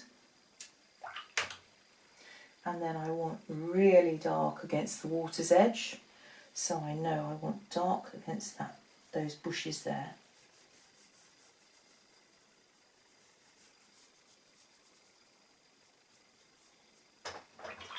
And then on this bottom line, coming in with just water, and I just want to do that because I want it to just fade away and disappear. So I'm just letting the water do the job. And your brain will just have to work out what it thinks is going on there. I'm just lifting a little bit out of the parapets, so that they're not just two lumpen objects there.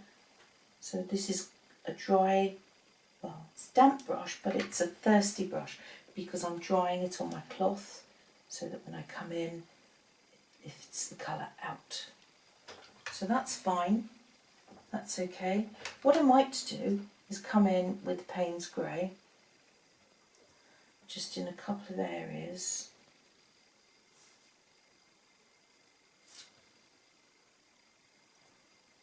Just going to drop a little bit of Payne's Grey, just to give myself a different tonal value there. That's all. That's all. Okay, good stuff. That'll do. So we've kind of dealt with that in a manner that sort of suggests there's a wall there. It suggests that it's a mucky, dirty. You know, the water's been up against it, and you know it's aged. And so that's gone, it's pushed away, it's fine. Happy with that, good. Let's come back over here, and I want to grab some salt. So this is just bog standard, cheap table salt, and I don't want to be using a lot of it. Quite important that. And to make sure that my paper's not too thirsty and guzzles the paint so that the salt can't work, the easiest way around that is to just dampen the area that you're going to paint. Salt has to go onto paint that is sitting in suspension on the paper, and the safest way to assure that is just to make sure that you're damp in the first instance. I want to use the raw sienna a little bit more darkly around here to start with. I want it up here to give that kind of golden glow to this area here. And then I'm coming in with my greens, all my different greens. So I'm going to drop in some of that, and some of that can go along there. Now we're looking at tonal values here. This is going to have to be a lighter green to stand out against that dark. There, disaster. So we need something more definite there. And I'm going to lift in a little bit of burnt umber because I want that to look as though it might be twigs and sticks. Just through there. Do we want that anywhere else? Yes, we probably do. So how about just dropping a little bit of that into some of these areas here. This is dead foliage, isn't it? It's stuff that's kind of gone over a bit. So we've done that, and then I want to pull in some interesting greens. So here's another darker green. See, I need to be dark along there. Look, you see how I've got to get that tone right against this path here to make the path stand out. That's got to be dark. And where it comes down to the water, it's almost this black, it is that black colour. So we're going to have to deal with that in a minute. That needs to be paler there, where it's against the steps. Put the colour in like this, and then I want to come into my real dark. So my dark there against the steps, all the way through here.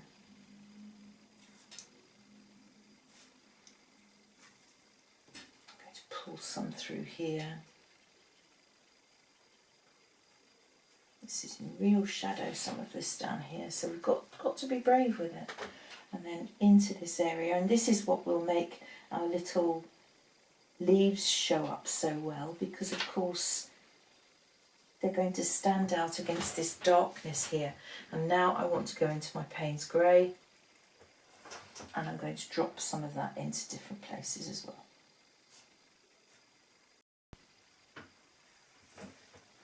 So now a bit of Payne's Grey into these different places through here, and then I can get hold of my salt.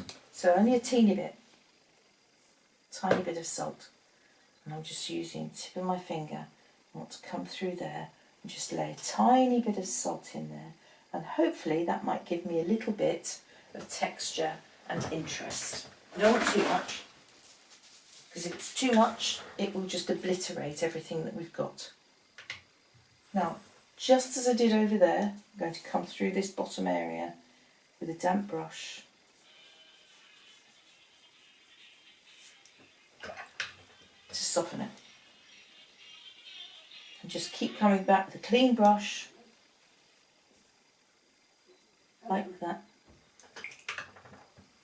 so that it bleeds it away. And that's super cool. Leave that alone, let it work. This tree, not terribly happy with this tree because it's so stark against everything else. And we'll just go back into there with some very, very pale golden green.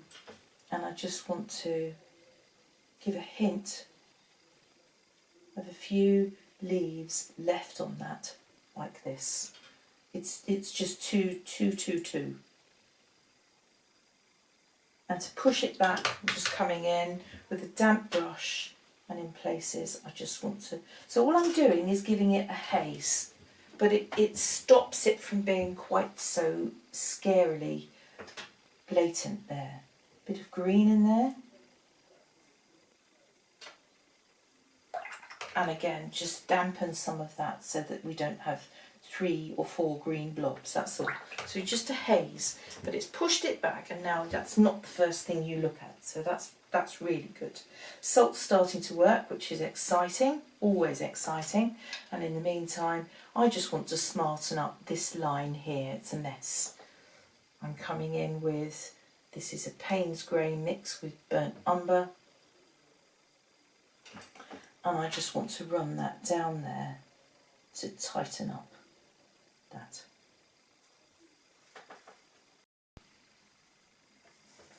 So now we come to the reflections in the water, and this is the scary bit. Without a shadow of a doubt, this is difficult, and we have to just be kind to ourselves and work our way through it.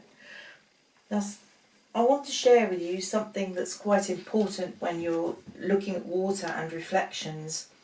It's fact that things that are lighter reflect darker in the water, and things that are dark reflect lighter. So how does that work? So if we do this, for example, this is the building. This is the building itself. And when we look at the colour in the water, look how much darker that is. So it's indisputable. Up here, if we look at this bush and how dark that green is, when we look at its reflection in the water, we can actually see, I can see, that it is quite a shade paler. The roof, the darkness of the roof. When we come down and we look at the water, again, to my eye here, that's quite a bit paler. We need to take all of that into account, all of that. And I think the best way to be dealing with this is let's start with the building and let's just work through it a bit at a time. Just a bit at a time. It's worth noting that the edges of the reflections are really quite hard. So there's no fluffiness with the building, with the edges of the building. They're definite hard reflections.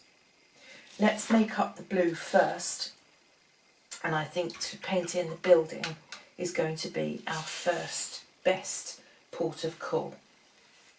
The blue I need is going to be the blue that I've used previously. Let's have a look at it when we compare it.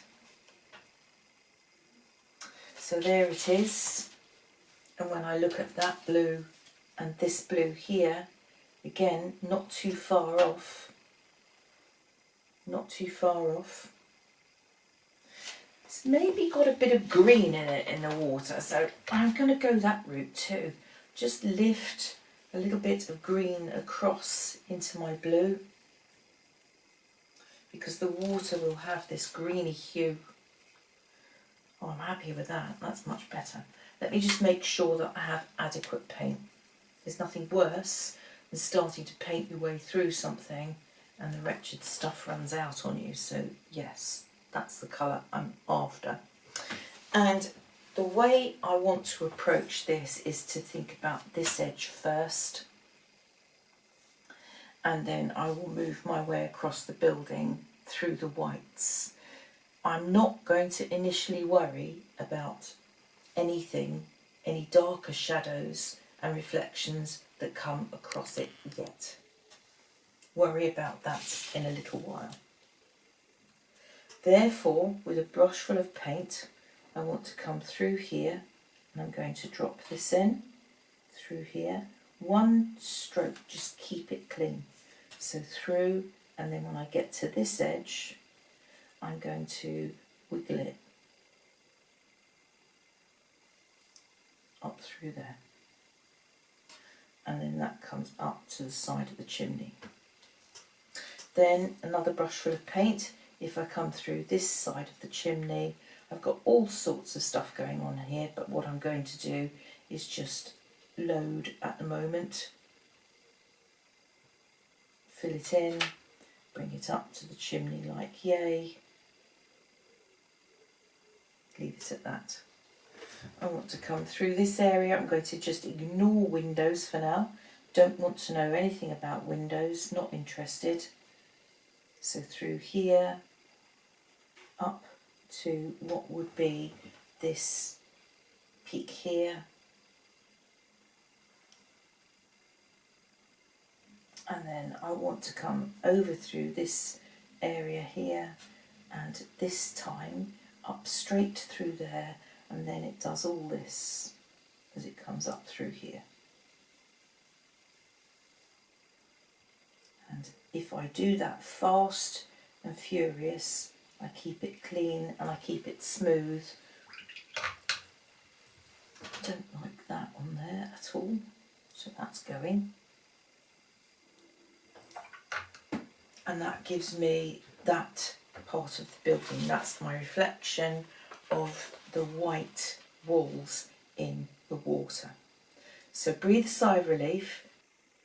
The salt has dried now and the masking fluid has come off. I've rubbed the salt away and I'm quite happy with the way this has worked. It looks like bushes and, you know, things growing here on the bank, and we have the long fronds here from the reeds, so that's worked out well. I'm happy with that. We're now going to start working our way slowly and carefully through the reflections. Having done this initial colour for the building, we've now got to think about the roof lines and the chimneys and the buttresses that we can see. So slowly we're going to start working our way around this.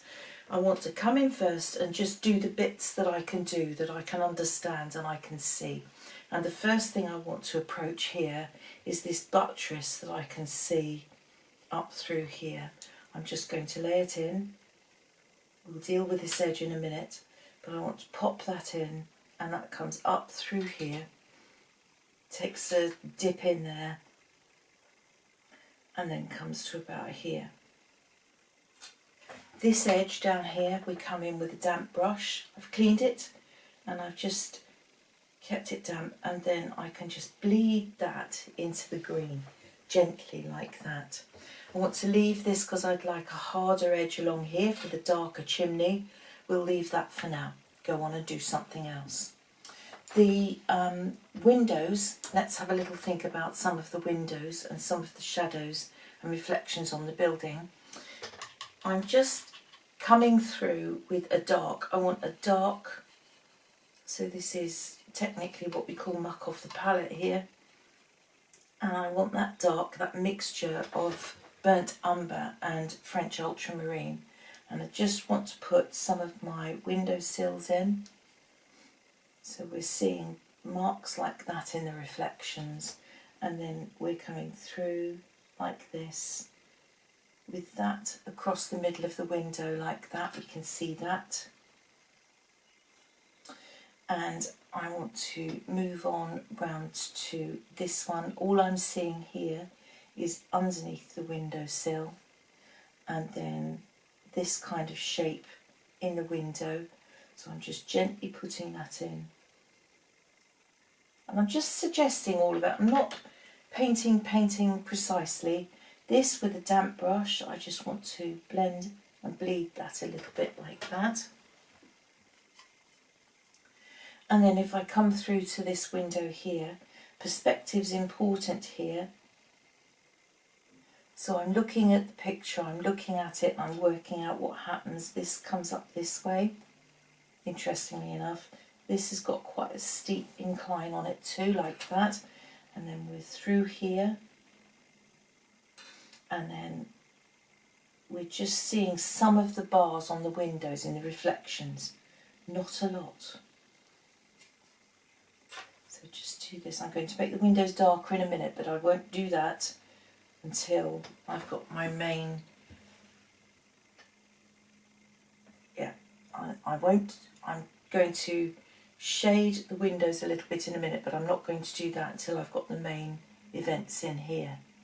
Now we've got some rivulets coming through here where the water is making marks, and I will use the same colour. So this is this same mix, and I want to just through here put in some of the shapes that the water is making. And that's not dark enough. So I'm just going to come in with a little bit, this darker colour here, which is the same mix, but it's got a bit of Payne's grey in it. So a couple of little slithers like this through here. And then we can start thinking about this roof and what we're going to do here.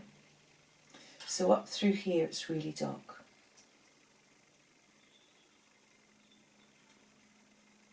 And then I want to come through here, and I'm going to just introduce a slither and a slither.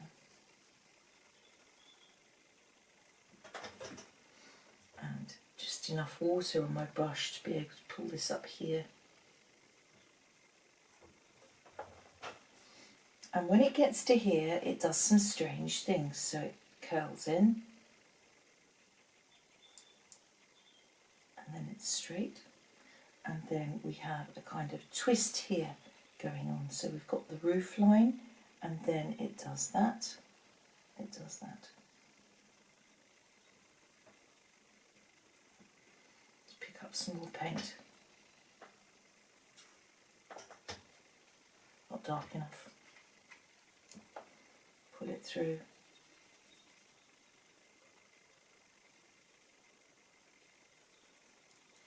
Pull it through.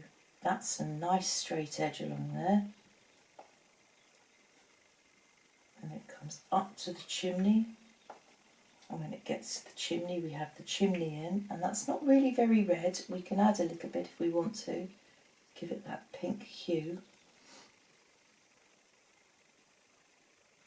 And then in the darker colour, we come up through here. And then there is a mark right through all of that, through there. Don't like that there, so I'm just getting hold of it. I'm going to put it back down to there, and then with a damp brush, I want to come in there and again just soften that edge there so that you can't see where it joins to the bank. So we've dealt with that. We need to leave it, let it dry, just let it dry. We can come back through here now because this is dry enough, and I want this dark colour. So I'm coming back to this and a bit of that. So it really is, as I say, muck off the palette. And I want to come through there. And this is a nice straight edge until it gets to about there. And I want to pull that up and through. Then we get to here, and the edge of this starts to wave.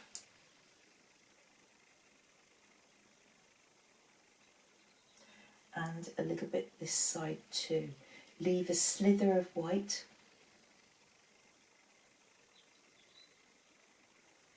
Like that. And then we get to the chimney, and the chimney comes up from here.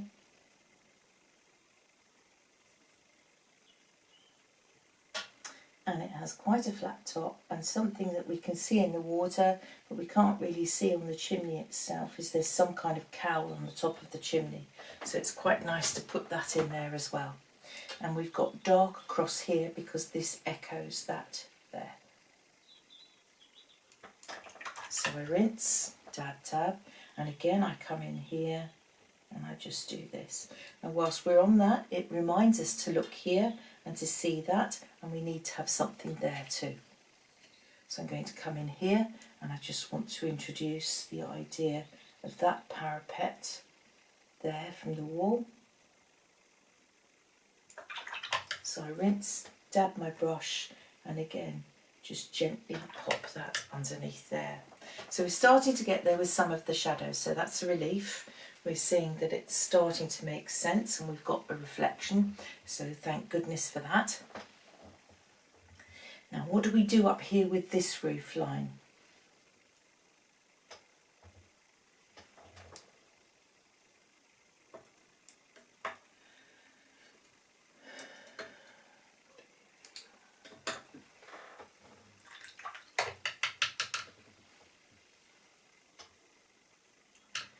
We'll look at this, and this is wavy here, and again we have a reflection coming out into this area here when we get up here.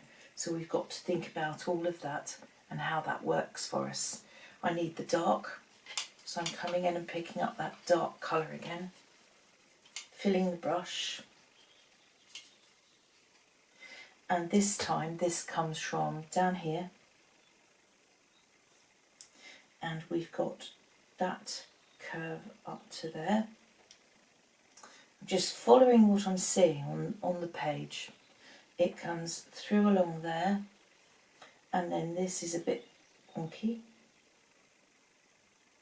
So that's good, we've got that in. Block that through. When it gets to here, we'll blend that a little bit in a minute. So pull that through to there. And then this comes up here a little bit more. We've got to look at the roof line here, and then I'm just coming across here because this then gives me a reflection out into the water like this, which curls back and comes round, and then there's another reflection that's in there. So I'm going to rinse, dab my brush and just come into that and blend that edge a little bit, like that. And then we have some ripples that are coming through this area here. So we want to kind of try and think about this and what we'll do with that. We'll come back to the colour, and I notice that the ripples are giving me a dark edge down this building. So in,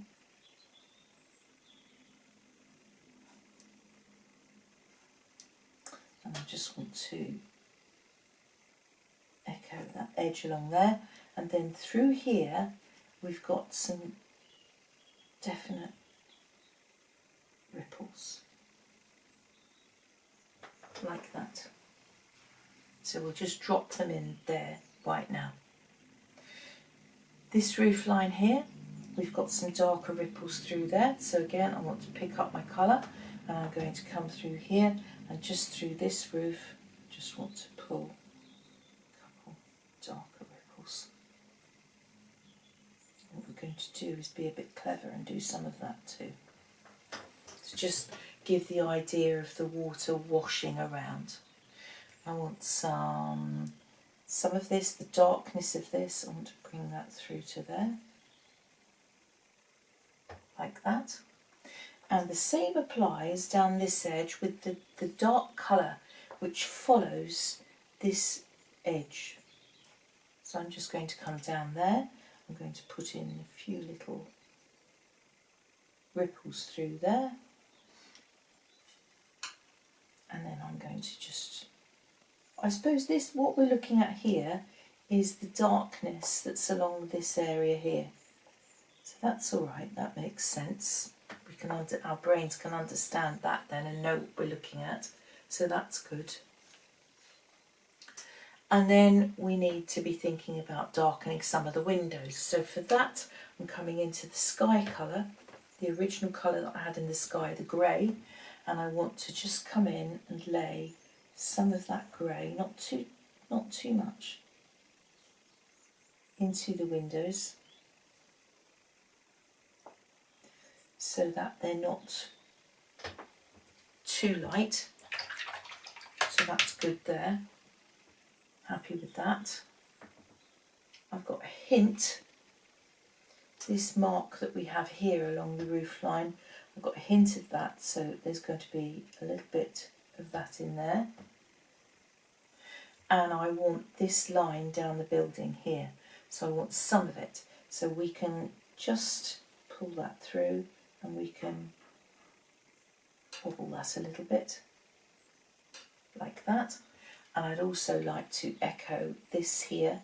So again, I'm coming through, and I'm going to just wiggle a little bit, like that, so that we've got that there. And then we have this green bush here, so in here I'd like to come through there, and to make this look soft and gentle, I'm going to drop some water in, and then come in with some of my greens and drop some of the colour in to here, so that we've got that green bush there.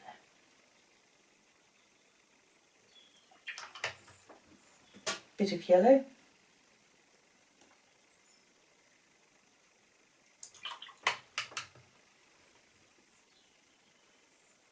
And we're done. Actually, I realise now that that mark there was the original tree in the picture, so we don't want it. Let's have it out. So we just go in there with some water, and I'm just manipulating the paint. And what we'll do now is we'll drop a bit more green in there,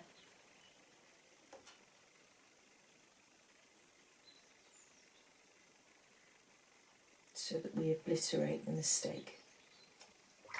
I need a bit more yellow at the top, don't I, to echo this here. Just need to do that. Okay, so that will do. That will do. So we've got some reflections from our house initially. It's a good start. So let's just now think about some of this down here and what's going to happen here and all along through here and these trees. How on earth do we handle that? I've had a little play with this side, and I was really rather mean because I've left you out of the equation, but I just wanted to see how the paper worked and how it moved so that I could think on my feet and get on with it. Now let's approach this side and see if we can replicate the effect, and I'll talk you through it. The first thing we need to do is take a damp brush and just dampen down the area that we want to be working. So coming through here, I'm going to wet all of this, and it's not soaking, but it's shiny. I want it shiny. And that gives me thinking time and panic time. That's what this is all about, to be honest with you. I know that I need to have it dark, dark, dark under this bank. And therefore I come into one of my darker mixes. And I'd like to use French Ultramarine for that. And I'm going to add some quinacridone gold and a little bit of Payne's grey. I want it dark and meaningful. And that's going to come in here, under here. A bit more Payne's grey actually. And that's going to come in under there, and that will give me my depth of colour against this wall and the bank that's there. I'm going to raise it to the side just because that kind of brings your eye in. That's the plan for that, and we're going to let it bleed and do its own thing like this. This is going to be a tree trunk up through here, and there'll be another one through here. We'll go through that in a minute. Now, whilst it's working like that, and it really is that explosive, all I intend to do is come in and introduce this kind of sludgier green through this area here. And I want to lay that in like this golden green, because you're looking now at the kind of algae that's in the water. This is what we're trying to replicate.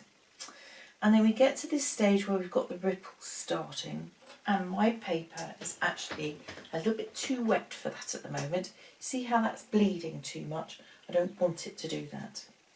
So therefore, grab another green, take a different green. I'm just dipping into everything at the moment. And I want to come up here and worry about the areas that are quite dense and have quite a bit of colour in them, quite a bit of shrubbery in them. And I'm just avoiding some of these areas here where we'll put the ripples across in a minute. So we've got greenery and shrubbery round here. So again, literally just dab, dab, a bit of that, a bit of this, so that I've got all the different colours on my brush. And we're just laying that into the water. I've got something really dark going on down here, so I want to take my darkest green, this green that I used through here, and I'm just going to pull some of that through there. Just let it move, let it do its own thing, just let it go. Some of that through here. And as long as this paper is shiny, I've got movement on it and I can work it and I won't have a problem with it. Once it starts to dry and go matte, I know I've got to stop. This is Payne's grey, and I'm coming in with this and I'm tucking it up under that bank, because that will give me the sludgy areas up against the shoreline. This could be the start of one of my trees here. Here's the other one. Come into those in a minute.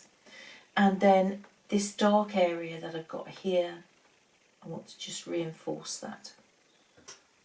So if that's too hard for us, we rinse our brush and dab it dry, and then I can come in there. I'm getting rid of the colour on the cloth. There we are. So that just softens that a little bit. Whilst it's still all damp and wet, I'm going to come in from this edge. Now don't have your brush too wet because the water will bleed back into the wet paint and that will give you cauliflowers. So we're just going to do that along that edge. It's drying, it's drying. I can see it starting to dry. The wet shine is coming off the paper. So if I take my paint now, let's see. No, it's still too wet. You see how that's blossoming? Don't want it to do that. It's not what I'm after. That's better. Because now we're going to just start pulling across. Don't want it to be as wet as that. And then you're flicking your hand. Now that's almost dry up there. So through here, different colour, too much the same colour there. Different colour.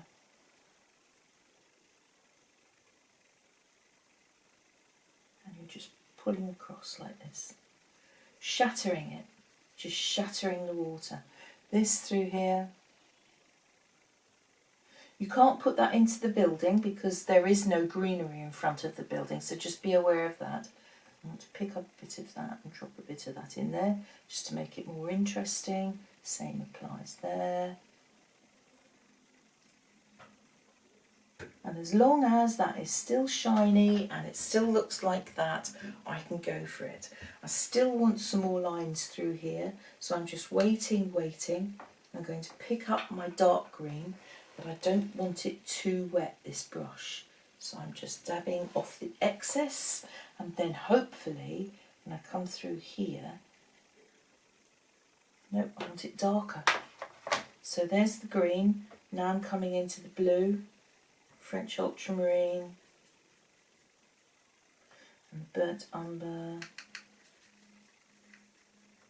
Now again, get rid of the excess paint. And I've still got time because it's still, oh yes, that's what I want.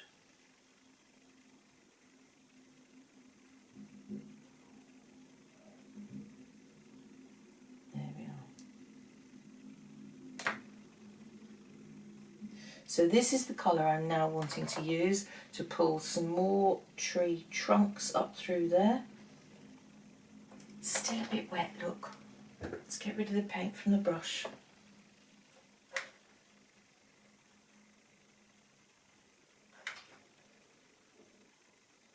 Just got to be careful. It's all down to water control. How much wet is on this brush? Don't like that. Pull a few twigs out through here, and some of them will be wiggly twigs, some of them will be, there we are. We've got this up here, so that's going to be doing something like that. That's it. So we don't want to make it too busy. It might be as busy as can be on the actual painting, but don't overcook it because you'll spoil it. You will spoil it. Now, I wouldn't really do an awful lot more to that. I'm quite happy with that. If you wanted to, afterwards you could take your scalpel and scratch through it to get some highlights and twinkles of water through here. But there isn't really a lot in the main picture, so I'm not that concerned about it at all. Not really terribly worried about it. What I do want to sort out and have a fiddle with is some of this needs a bit of an adjustment. This is ugly here. That dead stop with all of this. What we need to do with that is ground it into the water. Therefore, if we just dampen it and we go to our darkest green, and I'm pulling that through there, I'm going to blend it from above so that it's just not suddenly a stop line, and then I want my Payne's grey and I'm going to absolutely put it in the water like this. There we go, that's better. Happy with that. And if we need to blend it on the building, we can do that too. The next thing we need to think about is this being lighter on the building should be darker in the water. So I've got the contrast wrong there. Therefore, if I come in to just one of my generic grey browns, load the brush with paint, load it, absolutely fill it, and then that means that I can come in here and I can just run a wash over the whole thing, and it takes it down darker. That's better. It was much too bright, much too bright, and I don't think these areas are dark enough. Just don't think they're dark enough, and that means I've got to go back in, and the top of this chimney as well. Actually, this is all really quite dark. I need to just give it an extra wash of colour. Let me make the colour up. We're going to start with burnt umber into there, and then French ultramarine to knock it back like that. Actually, that's not bad, is it? That's not bad at all. So French ultramarine and burnt umber, and I'm on a number 4, so I feel as though I've got a good point on a number 4. I can deal with that. And we're going to go in here and we're going to just gently run a wash over the whole thing. And if we're very clever, we can think about these ripples and leave them.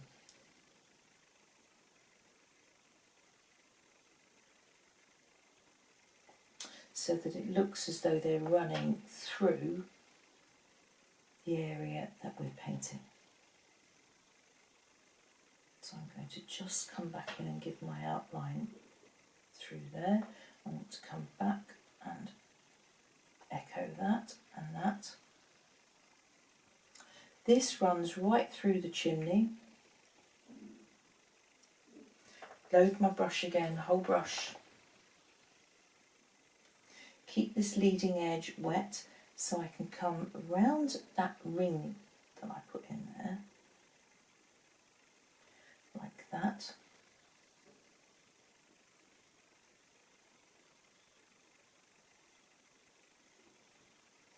And this should make our chimney stand out a lot more when we get up here. To come back up through here. To make those a little bit more pointy, like that. Make them sharp and edgy. And then we have this chimney along here, which is really dark at the top, you know, mainly at the top area here. So I'm going to be a bit clever again, as I say, with the ripples and try and work around them.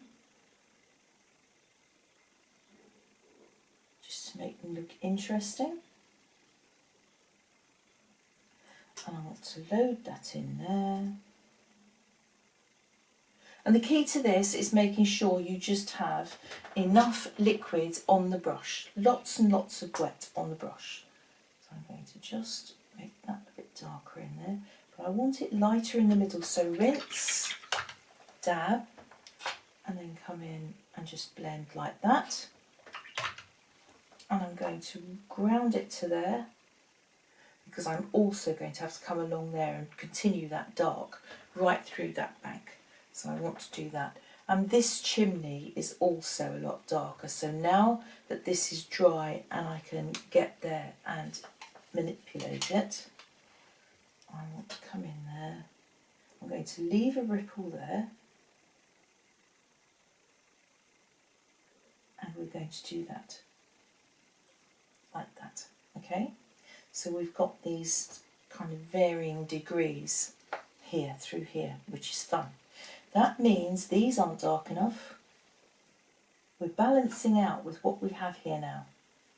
These aren't dark enough.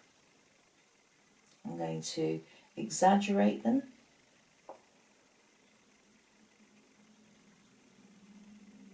Like that. And these as well. We're just going to exaggerate that. We've also got a tree that we've got to echo down here, so we'll have to get down to that in a minute too.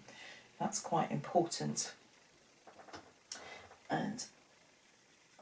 want to come along the base of this here with my Payne's grey, and I'm going to put that all the way along there,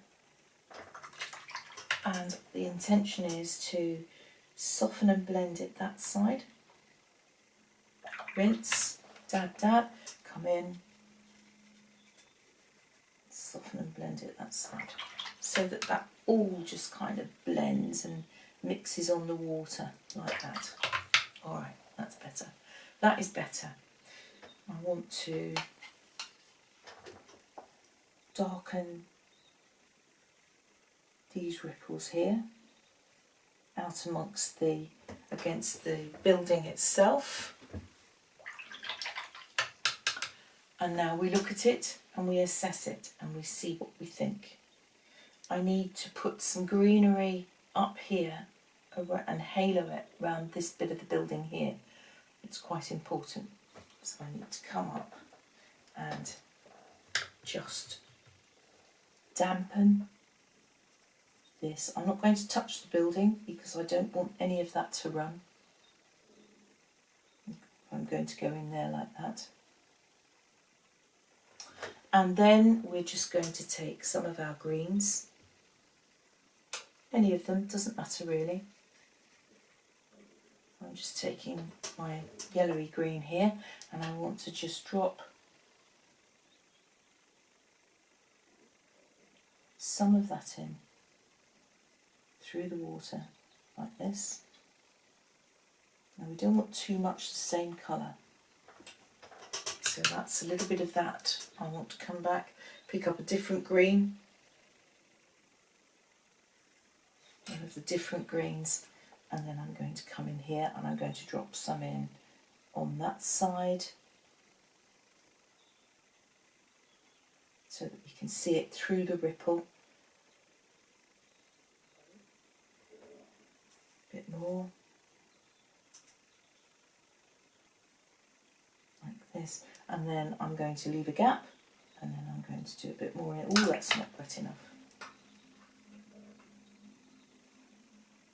And then I want a little bit just in there.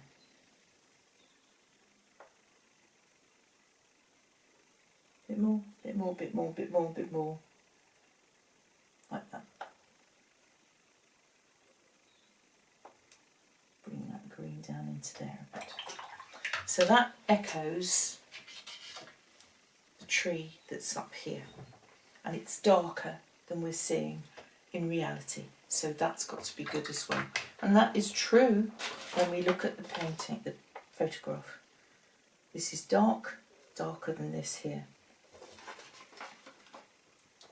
So we look at it and we decide if we need to change anything, if anything needs adjusting.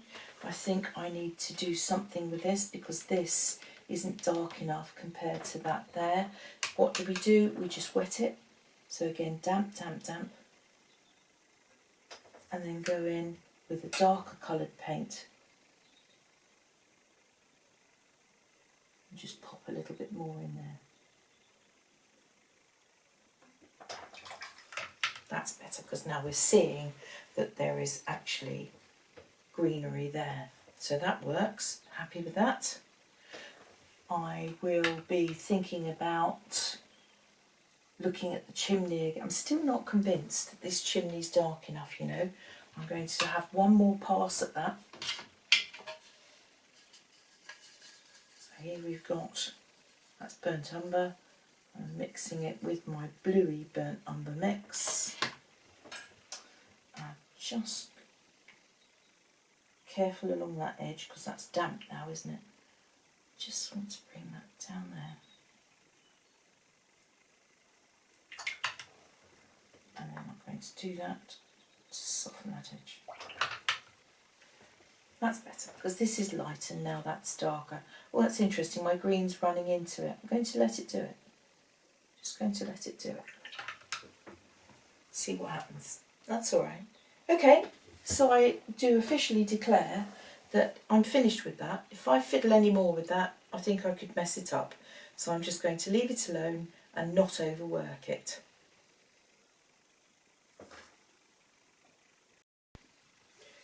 Having considered what I've done and looked at it and decided whether I like bits and pieces of it or not, there's one last thing I want to do here. I'm not happy with that great big green swathe through there. If I take some burnt umber, I'm just going to run a wash over the whole thing to make us think that that might be a brick wall instead. So if I do that,